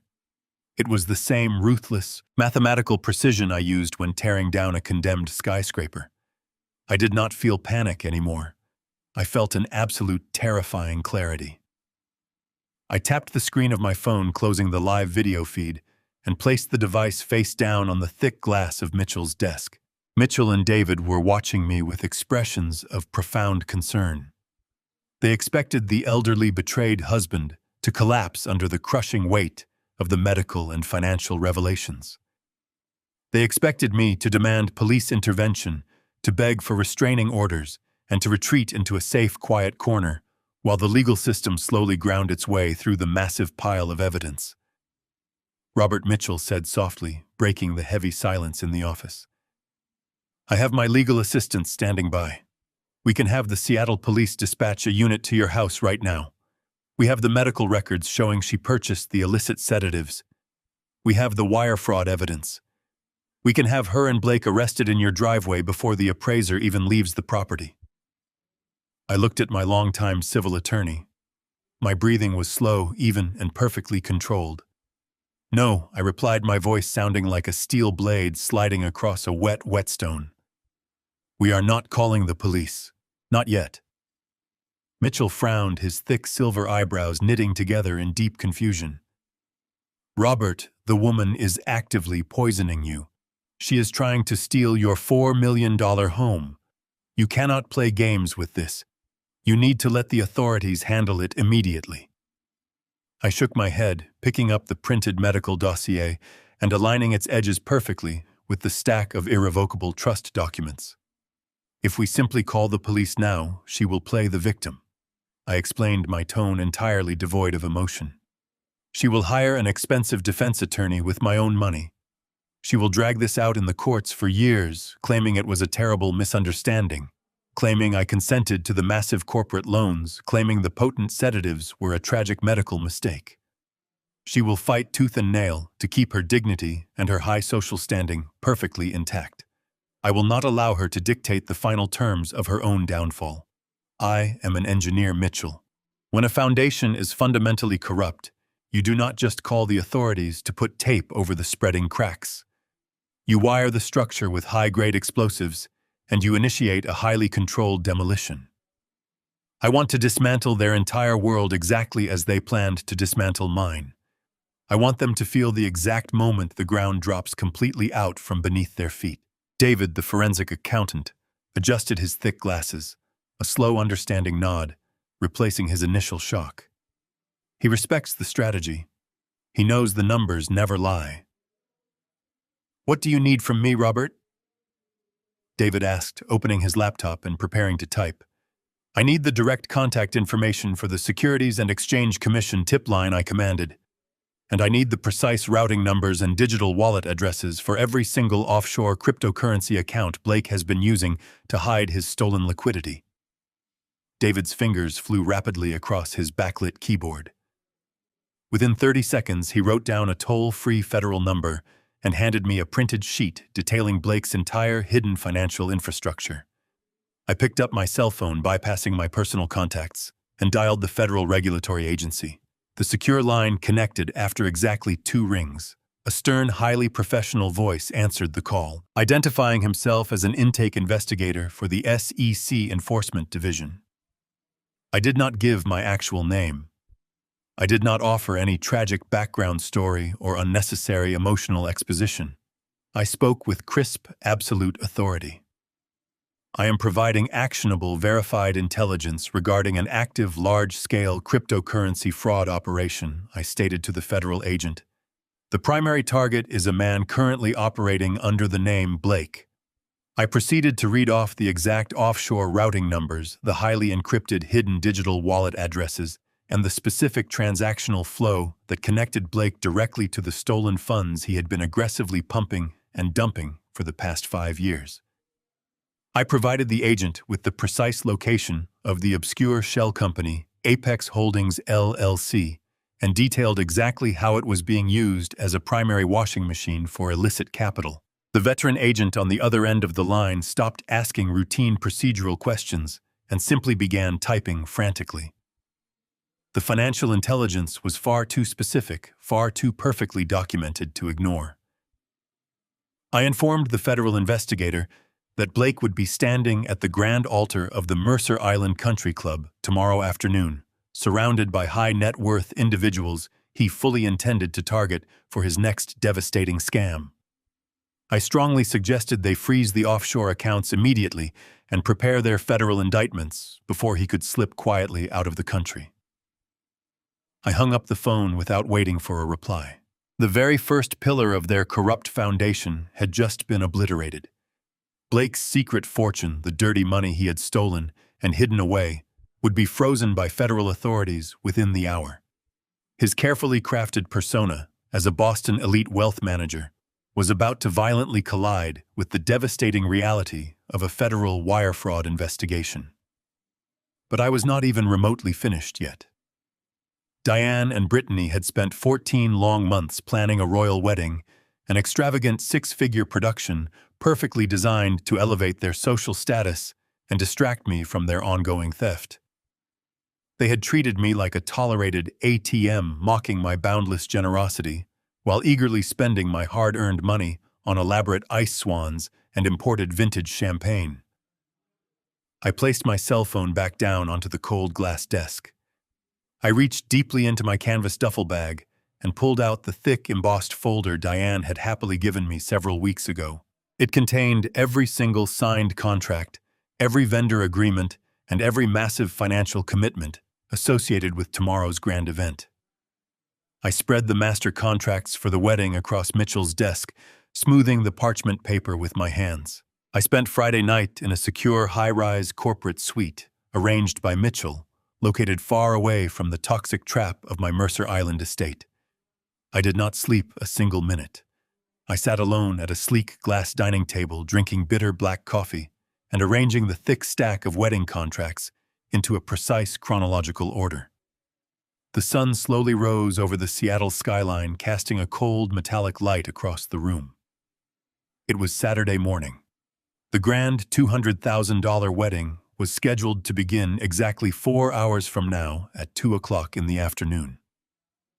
Diane had undoubtedly spent the entire morning finalizing her malicious plans, supremely confident that I was safely isolated in a mountain cabin. She was preparing to walk her daughter down an aisle paved with my stolen life savings, plotting to steal the rest of my wealth by Monday. I picked up my cell phone and the first heavy gold-embossed contract in the stack, ready to shatter her world. The Mercer Island Country Club. I dialed the direct line for the senior banquet director, a man named Thomas, who had spent the last year catering to Diane's every unreasonable demand. He answered on the second ring, his voice bright and filled with professional enthusiasm for the upcoming event, eager to please the man footing the massive bill. I cut him off immediately. I informed him that I was the sole signatory on the master contract and the exclusive holder of the credit card on file. I told him the event was entirely canceled, effective this exact second. Thomas stammered clearly, panicked, explaining that the tables were already set, the imported silk linens were draped, and the entire ballroom was fully prepped for 200 elite guests. He mentioned that the massive crystal chandeliers were currently being tested and the custom ice swans had just arrived. I spoke with absolute, unwavering authority. I instructed him to immediately lock the ballroom doors and order his staff to begin breaking down the tables. I explicitly told him I did not want a single penny refunded to my account. I was paying him his full contractual fee simply to dismantle the entire production, turn off the lights, and send his staff home. He tried to protest, suggesting he needed to speak with the bride or the mother of the bride to confirm such a drastic decision. I reminded him sharply that neither Diane nor Brittany had signed a single legal document or paid a single invoice. I legally owned the event, and I was shutting it down permanently. He quietly agreed to execute my orders, promising to lock the main gates to prevent any early arrivals from seeing the chaotic deconstruction. Next, I called the premier floral designer. Diane had ordered $40,000 worth of rare orchids, cascading white roses, and massive floral arches intended to line the main aisle. The head florist answered from the chaotic loading dock of the country club. I delivered the exact same message. I told her to load every single expensive stem back into her refrigerated delivery trucks and drive away immediately. She was absolutely shocked, offering a partial refund for the massive inconvenience and begging to at least leave the custom bridal bouquets and the groomsmen boutonnieres that had taken hours to assemble. I refused her money and her offer. I told her to donate the elaborate flowers to a local hospital or a nursing home if she wished, but under no circumstances were they to remain at the country club for another minute. I wanted the venue stripped completely bare. The process quickly became a mechanical, highly satisfying rhythm. I pulled up the contract for the 10-piece jazz orchestra that Diane had flown in specifically from Chicago to play classic Sinatra covers for the cocktail hour and the first dances. I called the band leader directly on his mobile phone. I informed him that their musical services were no longer required for the evening. I told him to pack up their brass instruments, take their fully paid performance fee, and enjoy a free, luxurious weekend exploring the Pacific Northwest. He sounded completely bewildered, but ultimately grateful for the unexpected paid vacation in a brand new city. Then came the luxury transportation service. Diane had meticulously booked a fleet of 6 vintage Rolls-Royce limousines to transport the bridal party and Blake's non-existent high society family from the estate to the venue in absolute style. I called the main dispatcher, and canceled the entire fleet without a second thought. I pictured the sleek, polished cars turning around and returning to their dark garages, permanently severing the physical link between my house and the fraudulent celebration. There would be no grand entrance, no elegant departure, and absolutely no luxury for the fake Boston elite. With every phone call I made, I was systematically erasing the lavish fantasy Diane had constructed. I was taking a heavy sledgehammer to the glamorous, expensive illusion she desperately needed to maintain her elite social standing. Finally, I reached this most expensive vendor on the list, the master caterer. Diane had insisted on a ridiculously decadent menu featuring imported caviar, prime Wagyu beef, and a massive open bar stocked exclusively with top-tier vintage champagne. The head caterer, a woman named Sarah, answered her cell phone with breathless urgency. I delivered my absolute cancellation order with icy precision. I told her to dump the caviar into the trash pack, up the premium liquor, and immediately recall her extensive waitstaff. Sarah gasped in horror audibly, dropping a heavy clipboard onto a hard stainless steel surface. She pleaded with me, stating that the industrial ovens were already hot, and the culinary team was actively plating the delicate preliminary appetizers. I remained entirely unyielding. I authorized her to keep the entire $75,000 catering payment. I told her she was being paid exclusively to pack her trucks, scrub the kitchen clean, and vanish from the property, immediately leaving no trace behind. Sarah fell silent. I could hear the chaotic, muffled sounds of a busy industrial kitchen echoing through the receiver, the clattering of pans and shouting chefs. When she finally spoke again, her voice had dropped to a frantic, terrified whisper. She asked how she was supposed to handle the immediate human logistics of the abrupt cancellation. I asked what she meant. Sarah explained that breaking down a ballroom of that magnitude would be incredibly loud and highly visible. She told me that while the 200 guests were not scheduled to arrive for another 3 hours, the core members of the wedding party were already on the premises. My grip on the cell phone tightened. Sarah took a shaky breath and delivered the final information. She stated that Brittany, Diane, and 5 bridesmaids arrived at the country club at dawn. They were locked inside the luxurious soundproofed bridal suite situated directly above the main ballroom. They were happily sipping mimosas, getting their hair and makeup professionally styled, and taking pre-wedding photographs. They were blissfully unaware that the extravagant reception awaiting them downstairs was being rapidly dismantled and entirely erased from existence. I thanked Sarah for her honesty and instructed her to proceed with the demolition, quietly ensuring the bride remained completely undisturbed. Let them blindly enjoy their mimosas, I said. Let them happily drink to their impending ruin. I ended the call and slipped the phone into my jacket pocket. The morning sun was high above the Seattle skyline, illuminating the path ahead of me. I gathered my things, thanked Mitchell and David for their relentless efficiency, and descended to the underground garage. I climbed into my SUV and merged onto the interstate, pointing my vehicle back toward Mercer Island. The drive was a surreal experience. The heavy sorrow that clouded my mind for months was entirely gone, replaced by a crystalline focus. Diane planned to use this exact time frame to begin draining my wealth. I was going to use it to permanently lock her out of my life. The tires hummed against the smooth asphalt as I accelerated. I had made one final call before leaving the corporate suite. I needed specialized professionals to secure my property, individuals who did not ask questions and worked with absolute precision. When I turned onto my sweeping circular driveway, the estate was completely silent. The brand new Porsche was gone. Diane and Derek had already departed for the country club, eager to bask in the fraudulent glory they had manufactured. Parked discreetly near the grand entrance were 3 unmarked black SUVs. 4 men dressed in dark tailored suits stepped out to greet me.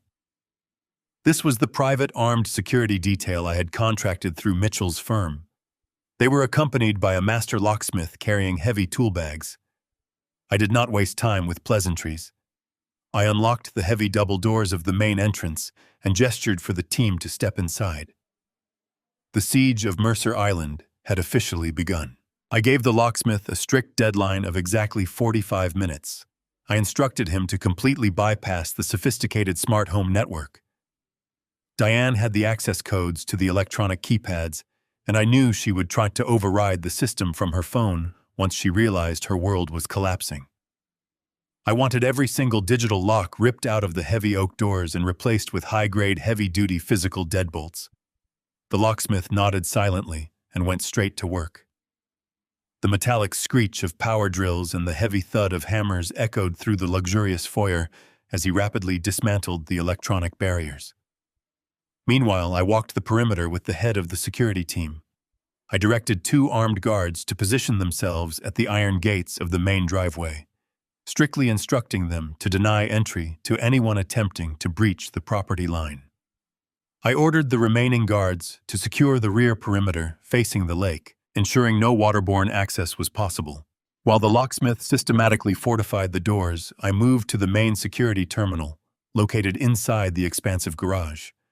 The digital display glowed softly in the dim light. I accessed the Master Administrator panel, a system Diane believed I was too elderly and technically incompetent to understand. I navigated through the complex menus with practiced ease. I located the biometric access logs and systematically deleted Diane's fingerprints from the system. I erased Derek's profile. I completely wiped Brittany's temporary access credentials. I revoked every single digital key fob and emergency entry code tied to their names. With a few precise keystrokes, I permanently severed their physical connection to the $4 million estate they had planned to steal. The digital fortress was now locked down tight, responding only to my commands. They were officially categorized as hostile trespassers on my own land. With the perimeter secure and the locks physically replaced, I walked back into the main house and headed straight for Diane's private study. The room was decorated in soft pastel colors filled with expensive plush furniture and framed photographs of her children. I approached her sleek writing desk. The surface was meticulously organized, but I knew what I was looking for. I opened the bottom drawer and found a locked metal lockbox hidden beneath a stack of old lifestyle magazines. I grabbed a heavy brass paperweight from the desk and smashed it down onto the flimsy locking mechanism. The cheap metal buckled and snapped open. Inside, resting perfectly neatly, were the physical copies of her treachery.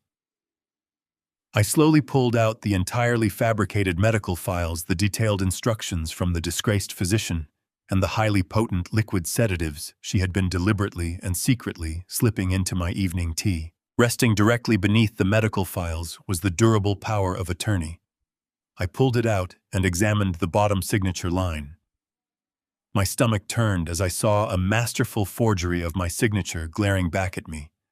She had clearly spent hours perfecting the curves and angles of my handwriting, preparing to present this fraudulent document to the bank on Monday morning. I carefully gathered the stack of fake medical files, the small vials of sedatives, and the newly forged power of attorney. I slid the entire stack of damning evidence into a heavy, transparent plastic evidence bag I had acquired from the security team. I sealed the top tightly, locking her completely meticulous betrayal safely inside. I stood in her study for a long moment, looking around the room she had used as a command center to plot my demise. She had sat in this very chair, smiling at me across the dinner table, while actively calculating exactly how long it would take for the toxic chemicals to systematically destroy my aging mind. I walked out of the study carrying the heavy plastic bag of evidence. The locksmith approached me in the main hallway, wiping sweat from his brow, confirming that every exterior door was now secured with solid steel deadbolts. I handed him a generous stack of $100 bills and thanked him for his rapid efficiency. The armed security guards took their designated posts, transforming my residential estate into an absolute, unassailable stronghold. I was finally alone inside the house. I walked slowly down the sunlit corridor and stepped into the massive gourmet kitchen. The polished granite countertops gleamed, and the imported refrigerator hummed quietly in the background. It was the beating heart of the home, the specific place where Diane had repeatedly poured my poisoned tea with a warm, reassuring smile. I placed the sealed, transparent bag of legal and medical evidence onto the center island. I took a slow, deep breath, letting the pristine silence of the empty house thoroughly wash over me. I rolled up the sleeves of my dress shirt and looked closely around the spotless space. I walked over to the custom espresso machine, running my hand along the cold, metallic finish. The profound silence enveloping the property was not lonely. It was incredibly empowering. Every single variable in this entire equation was now firmly under my absolute control. Diane's perfect, expensive illusion was rapidly unraveling miles away, and soon she would discover the absolute devastation. I needed to meticulously prepare my final goodbye, waiting patiently for the inevitable and spectacular explosion to happen. The massive slab of Italian marble that formed the center island of my kitchen was completely pristine. It was a cold, flawless surface where Diane usually arranged expensive caterers for her high society luncheons. Today, it would serve a vastly different purpose. Today, it would be an altar of absolute consequence. I stood over the smooth stone, the midday sun streaming through the panoramic windows, illuminating the silent air. I reached into my jacket pocket and retrieved my smartphone. Before I could arrange the physical evidence of their betrayal, I needed to sever the final financial arteries that kept their lavish lifestyles pumping. I opened my private banking application. The dashboard displayed the joint checking accounts, the platinum credit lines, and the secondary cards I had provided to Diane, Derek, and Brittany. With a few deliberate taps on the glass screen, I initiated a total system freeze. I watched the status bars turn from active green to a stark, undeniable red. Every single line of credit was instantly suspended. Every joint account was locked down pending a fraud investigation. The limitless well of cash they had relied on for 15 years was permanently dry. I had brought a portable wireless printer from my study, setting it quietly on the edge of the counter. I commanded the device to print the confirmation pages of the frozen accounts and the immediate cancellation notices for the secondary credit cards. The machine hummed softly, spitting out the crisp white sheets of paper. I took the warm pages and arranged them perfectly in the upper left quadrant of the marble island. This was the first exhibit, the financial guillotine. When Diane and her children inevitably tried to swipe those heavy metal cards at the country club bar or the luxury boutiques later today, they would be met with a humiliating, instantaneous decline. Next, I reached into the canvas duffel bag resting on a leather bar stool. I pulled out the thick manila folder David had provided, containing the devastating federal background check on Blake. I opened the dossier and extracted the confidential summary report from the Securities and Exchange Commission. I smoothed the pages with the palm of my hand and placed them meticulously in the upper right quadrant of the marble island. I made sure the official federal seal and the bold text detailing his wire fraud and cryptocurrency scams were perfectly visible. Beside the federal report, I placed the documentation outlining Apex Holdings, LLC, clearly highlighting the signatures of Blake and Derek. I wanted them to know that their pathetic shell company had been completely exposed. I wanted Derek to understand that I knew exactly where my money went, and his aggressive loan sharks were no longer my problem to solve. Then I moved to the center of the marble island. This was the most important piece of the exhibit. I reached into the transparent plastic evidence bag I secured from Diane's study. I pulled out the fabricated medical files, the forged durable power of attorney, and the damning vials of liquid sedatives she purchased from her disgraced private physician. I arranged the medical documents in a neat row. I placed the glass bottles of central nervous system depressants directly on top of the forged power of attorney, using the instruments of my poisoning as paperweights. The visual impact was chilling. It was a complete, irrefutable deconstruction of her monstrous plot. There would be absolutely no room for denial, no space for manipulative tears, and no possibility of spinning a false narrative to her children. The evidence of her chemical betrayal sat squarely in the middle of her beautiful kitchen, a silent testament to her profound cruelty. I had one final legal document to add to the display. I reached into the interior pocket of my jacket and withdrew a stiff envelope provided by Mitchell before I left the corporate suite. I opened the flap and pulled out a formally drafted, legally binding 30-day notice of eviction. The header of the document did not bear my individual name. It bore the newly established title of the Irrevocable Trust. Because I had successfully transferred the entire Mercer Island estate into the unassailable fortress of the trust, I was no longer the legal owner of the property. The trust was now the absolute landlord, and Diane was nothing more than an unauthorized tenant occupying a property she had absolutely no legal right to inhabit. I placed the eviction notice at the very bottom of the arrangement, anchoring the entire display with the cold, hard reality of her immediate future. She had exactly 30 days to pack her designer clothes, gather her fraudulent children, and vacate the premises permanently. If she refused to leave, Mitchell had already arranged for armed private security contractors to physically remove her belongings and escort her off the property. She had wanted to lock me away in a dismal state nursing home to gain control of my wealth. Instead, she was being legally banished from the only home she had known for over a decade. The masterpiece on the marble was almost complete. It was a beautiful, symmetrical exhibition of absolute destruction. The frozen financial statements, the federal fraud indictment, the poisoned medical conspiracy, and the final notice of eviction. Everything she had worked so hard to build, everything she had lied and cheated to steal, was dismantled and laid out for her to find. I walked over to the kitchen desk where Diane kept her expensive stationery. I selected a heavy cream-colored card and pulled a silver pen from my pocket. I stood there for a moment, listening to the profound silence of the empty house, considering exactly what I wanted my final words to be. I did not want to write an angry rant. I wanted to leave her with a message that conveyed the absolute, terrifying clarity of my current state of mind.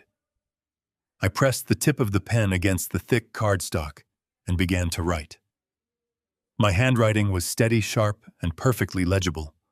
I did not let my hand tremble for a single second. The sedatives were finally working their way out of my system, replaced by a surge of pure adrenaline. I wrote a brief, concise message. I wrote that I hoped the wedding was a spectacular success because it would be the very last event I ever funded for her family. I informed her that the house now belonged to a trust. The credit cards were dead plastic, and her medical plot had been forwarded to the local authorities. I finished the note by addressing her original request, the cruel demand she had made just 24 hours ago in the foyer. She had told me the best gift I could give her family was to disappear permanently. I wrote that I was simply honoring her deepest wish. I was disappearing, and I was taking every single ounce of my wealth, my protection, and my generosity with me. I walked back to the marble island and placed the card in the center of the exhibit. I surveyed the truth, waiting patiently for her return. I stepped out. The heavy deadbolt clicked shut. I stepped out. The heavy deadbolt clicked shut. I walked down the stone steps of the front porch, the crisp, cold afternoon air quickly filling my lungs. I climbed into the driver's seat of my SUV, the smooth leather cool against my tired back. I did not start the engine immediately. Instead, I reached into my jacket pocket and pulled out my smartphone. When Diane originally booked the Mercer Island Country Club, she had insisted on a comprehensive high-definition live streaming package, wanting every single second of her daughter's grand event recorded for her social media followers. As the sole financier of the master contract, the venue's tech team had provided me with the primary administrative login credentials. I opened the dedicated application on my phone and tapped the screen, bypassing the public feeds and accessing the raw, unedited security cameras positioned throughout the sprawling clubhouse. The high-resolution video loaded instantly, splitting my screen into 4 distinct viewing angles. I slowly leaned back against the headrest, resting the device on the steering wheel. I was about to watch the complete, unvarnished destruction of the illusion I had funded for 15 years. The first camera angle displayed the grand ballroom. Less than an hour ago, it had been a breathtaking display of opulent wealth. Now it was a cavernous, echoing void, The massive floral arches had been entirely dismantled, leaving only scattered white petals on the polished hardwood floor. The caterers were gone, having scrubbed the staging areas clean, and the 10-piece jazz orchestra was nowhere to be seen. A few venue employees were casually pushing large industrial brooms across the vast space, sweeping up the final remnants of Diane's $200,000 fantasy. I watched intently as the heavy, ornate doors of the bridal suite located on the upper balcony slowly pushed open. Brittany stepped out onto the grand staircase. She was wearing her custom-imported silk gown, a dress that had required 3 separate trips to a boutique in Paris, all financed by my sweat and labor. Her hair was perfectly styled, and a delicate diamond tiara rested on her head. She was smiling brightly, holding her phone up, undoubtedly ready to record the breathtaking reveal of her reception hall. I watched the live feed as her bright, arrogant smile instantly vanished, replaced by an expression of profound, unadulterated confusion. She descended 3 steps, staring blankly at the men pushing brooms across the bare floor, where her expensive ice swans were supposed to be melting. She frantically looked around, searching for the imported linens, the cascading orchids, and the vintage champagne towers. Her mouth opened and closed in silent, panicked shrieks. I watched her drop her expensive smartphone. It tumbled down the carpeted stairs, bouncing helplessly, before coming to a rest at the bottom. Brittany clutched the heavy silk fabric of her gown, dropping to her knees, right there on the staircase. The magnificent illusion of her Boston elite lifestyle completely shattered before she could even walk down the aisle. My eyes shifted to the second camera feed positioned directly above the country club's main reception desk in the opulent marble lobby. Diane was standing there, her face a mask of absolute terrifying fury. She was wearing a pearl-colored designer suit, gesturing wildly at the venue's senior banquet director, Thomas. Even without audio, the narrative was crystal clear. Thomas was calmly but firmly explaining the absolute finality of my cancellation order, shaking his head and pointing toward the empty ballroom. Diane slammed her leather handbag onto the mahogany counter. With a dramatic, aggressive flourish, she ripped open her wallet and pulled out the primary platinum credit card I had provided her a decade ago. She shoved it into Thomas's chest, clearly demanding he run the card for whatever exorbitant amount was necessary to miraculously reverse the teardown and bring the vendors back. I watched Thomas sigh, picking up the card and sliding it through the digital terminal. It took only 2 seconds for the system to process my absolute financial freeze. Thomas looked at the screen, shook his head, and handed the card back to her, speaking a few brief words. Diane's face contorted. She aggressively snatched the card, digging into her wallet for a second one. She threw down the black premium rewards card. Thomas swiped it. Declined. She threw down a third card, a joint emergency line of credit. Declined. I watched the blood drain entirely from Diane's face as the reality of her situation crystallized. The wealthy, powerful persona she projected to the country club staff was evaporating in real time. She was standing in the center of the lobby, surrounded by whispering employees, completely out of money, out of leverage, and out of options. The third camera angle covered the sprawling circular driveway at the main entrance of the clubhouse. A sleek black luxury town car was idling near the valet station. Blake stepped out of the vehicle, adjusting the lapels of his tailored tuxedo. He looked supremely confident, ready to mingle with the high-net-worth individuals he planned to aggressively target for his offshore cryptocurrency scams. As he turned to hand his keys to the valet, 3 unmarked dark gray sedans abruptly swerved into the driveway, boxing his car in completely. 6 men wearing dark windbreakers with bold yellow lettering across their backs stepped out of the vehicles.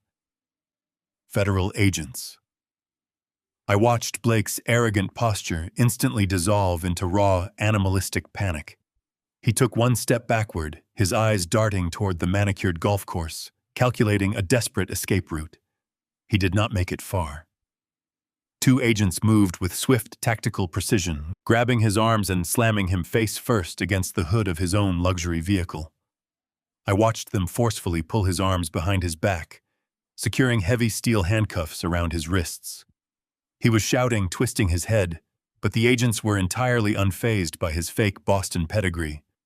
They patted him down, extracted his mobile phone, and shoved him into the back of a federal vehicle in full view of several early arriving wedding guests who stood on the clubhouse steps paralyzed by the shocking spectacle. The entire venue was descending into complete magnificent chaos.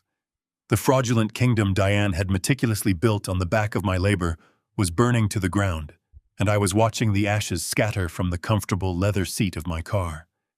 Everything she valued was completely destroyed in an instant. Suddenly, the high-resolution live video feeds on my phone screen shrank forcefully, interrupted by an incoming call. The device began ringing incessantly, echoing loudly through the silent cabin of my SUV. The bright digital caller identification flashed on the screen, demanding my immediate attention. It was Diane. Her picture glared at me. The aggressive ringing abruptly stopped, only to instantly start again. This time it was Derek. Then seconds later, Brittany's name flashed across the glass, begging for salvation. The desperate, panicked chorus had officially begun. I smiled quietly, closing my eyes and listening to the glorious, unceasing noise of their ultimate downfall. The long, painful, agonizing chapter of my absolute deception was finally, permanently over. I drove away from Mercer Island, feeling the heavy tires of my SUV grip the asphalt. The afternoon sun bathed the Pacific Northwest in a brilliant golden light, completely contrasting the dark reality Diane was currently experiencing. On the passenger seat, my smartphone vibrated relentlessly. The screen illuminated every few seconds, displaying a rapid, frantic succession of incoming calls. First, it was the country club venue manager, likely making one final desperate attempt to mediate the chaos unfolding in his empty ballroom. Then came a barrage of calls from Derek, followed closely by Brittany. I watched their names flash across the digital display, feeling absolutely nothing. I kept my hands firmly on the leather steering wheel, enjoying the smooth, quiet hum of the engine. I was not ignoring them out of fear. I was simply waiting. I knew exactly who would call next, and I knew exactly what she would say. I wanted her panic to properly marinate. I wanted the complete devastation of her social standing, her financial security, and her criminal plot to fully settle into her mind before I granted her an audience. The phone went dark for a brief moment. Then it lit up again, accompanied by a harsh, sustained ringing. The caller identification displayed Diane's name. I let it ring 3 times, savoring the absolute control I now possessed over our dynamic. On the 4th ring, I reached over and pressed the green button to accept the call. I lifted the phone to my ear, remaining completely silent. "Robert!" Diane screamed, her voice shattering the quiet interior of my vehicle. The sound was a shrill, hysterical screech, entirely stripped of the carefully cultivated elegance she usually projected. It was the raw, unhinged sound of a predator caught firmly in a steel trap. "What in the world have you done? Are you completely insane? Where are you?" I kept my eyes focused on the highway ahead, maintaining a slow, steady speed. I did not offer a single word of explanation. My silence only fueled her spiraling panic. "The venue is completely empty, Robert," she sobbed, her breath hitching wildly. "The florists took everything. The caterers literally packed up their trucks and drove away while we were getting dressed. Brittany is having a massive panic attack in the bridal suite. Her friends are terrified, but that is not even the worst part. Federal agents, Robert. Men in dark windbreakers just walked right into the country club. They cornered Blake in the lobby. They put him in handcuffs in front of the entire country club staff. They dragged him away. They said something about a federal wire fraud indictment and offshore cryptocurrency accounts. He is ruined. We are completely humiliated. Our guests are going to start arriving in less than an hour, and there is absolutely nothing here. There is no wedding. You have completely destroyed my daughter's life. Why would you do this? How could you do this to us?" I listened to her frantic, hyperventilating tirade, absorbing the sheer magnitude of the absolute destruction I had successfully orchestrated. She did not wait for my response before launching into her next wave of absolute hysteria. "And what is going on at the house?" she shrieked, her voice echoing with profound desperation. Derek drove back to the estate to get my emergency checkbook to try and pay the vendors to stay. He just called me. "He is locked out, Robert. The front gates are chained shut. There are armed private security guards standing in our driveway. They refused to let him inside. They told him the property is now under the exclusive jurisdiction of an irrevocable trust. They handed him a legally binding eviction notice through the iron bars of the gate." Derek looked through the front windows and saw that every single digital lock has been ripped out of the doors. He saw the kitchen island. He saw the papers you left on the marble counter. He saw the medical files, Robert. He saw the frozen bank statements and the federal background checks. You froze my credit cards. I tried to pay the venue manager to at least leave the tables, and my platinum card was declined right in front of the club. President: "We have absolutely no money. We cannot access the house. Blake is in federal custody. What is happening? You have to fix this right now.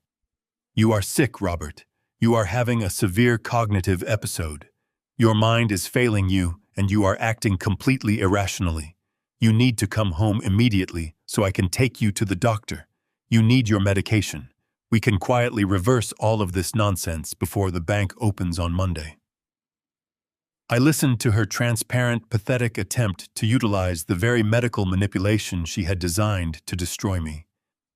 She was still trying to play the game, desperately clinging to the false narrative that I was simply a confused, dementia-ridden old man who needed her benevolent guidance. I took a slow, deep breath, letting the clean air fill my lungs.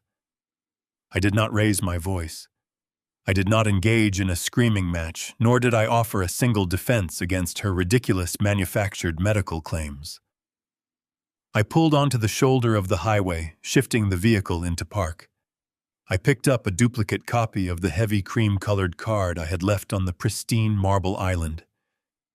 I held the phone closer to my mouth, ensuring she would hear every single syllable with absolute terrifying clarity. "Diane," I said, my voice cutting through her hysterical sobbing like a razor blade. "I want you to listen to me very carefully. I am only going to say this once." I unfolded the card, my eyes tracing the steady dark ink of my own handwriting. I read the words aloud, delivering the final definitive conclusion to our 15-year marriage. "Here is your wedding gift, Brittany. I have disappeared from your family forever, exactly as you wished, and my money went with me. Signed, just Robert." I did not wait for her to process the message. I did not wait for the inevitable explosion of denial rage or desperate pleading that I knew was rising in her throat. I pressed the red button on the digital screen, instantly severing the connection and cutting off her frantic voice mid-sentence. The sudden, profound silence that filled the cabin of my vehicle was the most beautiful sound I had ever experienced. I tossed the phone onto the empty passenger seat. The digital screen immediately lit up again as Derek attempted to breach my boundaries, but I simply ignored it. I took a moment to appreciate the absolute finality of my hard-earned victory. I pressed the control button on my door panel. The thick glass of the driver's side window smoothly rolled down, letting the cool, refreshing coastal wind rush into the cabin. I picked up the phone one last time. With a firm, decisive motion, I popped the side tray open and extracted the tiny plastic SIM card. I snapped it cleanly in half and tossed the broken pieces out into the rushing wind. The wind whipped through the open window of my SUV, scattering my old life. I merged onto the Pacific Coast Highway, leaving Seattle far behind. To my right, the vast ocean stretched toward the horizon. The late afternoon sun was beginning its slow descent, painting the water in brilliant shades of gold and burning orange. For the very first time in 15 long years, the crushing weight that had sat heavily on my chest vanished. My breathing was deep and completely unburdened. The physical and emotional parasites that had been quietly draining my life force, masquerading as a loving wife and a respectful family, were permanently severed from my existence. I gripped the leather steering wheel, feeling a profound sense of absolute liberation wash over my entire being. I had spent over a decade meticulously building an environment of comfort and luxury for a woman who viewed me as nothing more than a biological bank account with a convenient expiration date.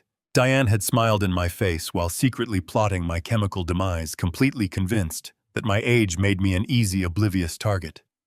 She had radically underestimated the mathematical precision of an engineer protecting his entire work. My empire, every single dollar I had bled and sweated to earn over a lifetime of labor, was now perfectly secure within the impenetrable walls of the irrevocable trust. It was completely untouchable by the greedy scavengers I had just left behind to face their own ruin. The magnificent $4 million estate on Mercer Island, the grand stage where Diane had carefully performed her daily theatrics of domestic bliss, would soon be placed on the open real estate market. The trust would liquidate the property, scrubbing away every lingering memory of her fraudulent existence. The expensive furniture, the imported marble countertops, and the soundproofed bridal suite would belong to a complete stranger. As for Diane and her fabricated medical emergency, I felt absolutely no residual guilt or hesitation. The highly capable attorneys at the firm, working in tandem with the local authorities, would handle the severe legal ramifications of her toxic conspiracy. She would spend the next several years of her life sitting in sterile courtrooms desperately trying to defend the indefensible evidence I had neatly arranged for her. Derek would be forced to face his aggressive loan sharks without my protective financial shield, and Blake would trade his tailored suits for a federal prison uniform. They were no longer my problem to solve, or my burden to carry. They were simply ghosts from a deleted chapter of my life. The cool evening breeze rushed through the cabin, carrying the sharp, salty scent of the Pacific Ocean. It was a cleansing aroma washing away the stagnant, perfumed air of the Mercer Island house. I watched the headlights of oncoming cars pass by in a blur of white light, each one representing a different life. I was finally writing my own narrative again. I had taken a massive, terrifying leap into the unknown, but I landed firmly on my 2 feet. Every passing mile marker fading into the rearview mirror was a definitive confirmation of my absolute victory. I reached out and turned up the volume on the dashboard radio. A smooth, rhythmic jazz melody filled the cabin perfectly, matching the steady hum of the engine and the rhythmic crashing of the distant ocean waves. I settled back into the driver's seat, watching the sky transition from burning orange to a deep, peaceful violet. I did not know exactly where I was going to sleep tonight, and for the first time in my highly structured life, I simply did not care. The road ahead was completely open, stretching out endlessly into the gathering twilight. I was driving toward a brand new horizon, carrying the ultimate luxury a man can ever possess. I was now experiencing an absolute, completely unbothered and permanent peace. When you spend your life building an empire and providing for others, never assume that your generosity buys their loyalty. True character is revealed not when people are asking for your help, but when they believe they no longer need you. The greatest power a man possesses is not his wealth, but his ability to walk away and take his empire with him. Never allow your love for your family to blind you to their actions. When disrespect becomes a habit, your absence must become their permanent reality. Protect your legacy, trust your instincts, and never apologize for defending it. Have you ever realized someone you loved only saw you as a bank account? How did you take your power back? Drop your story in the comments section below. Please remember to like, subscribe, and share this video to remind others to protect their legacy. See you next time. Goodbye.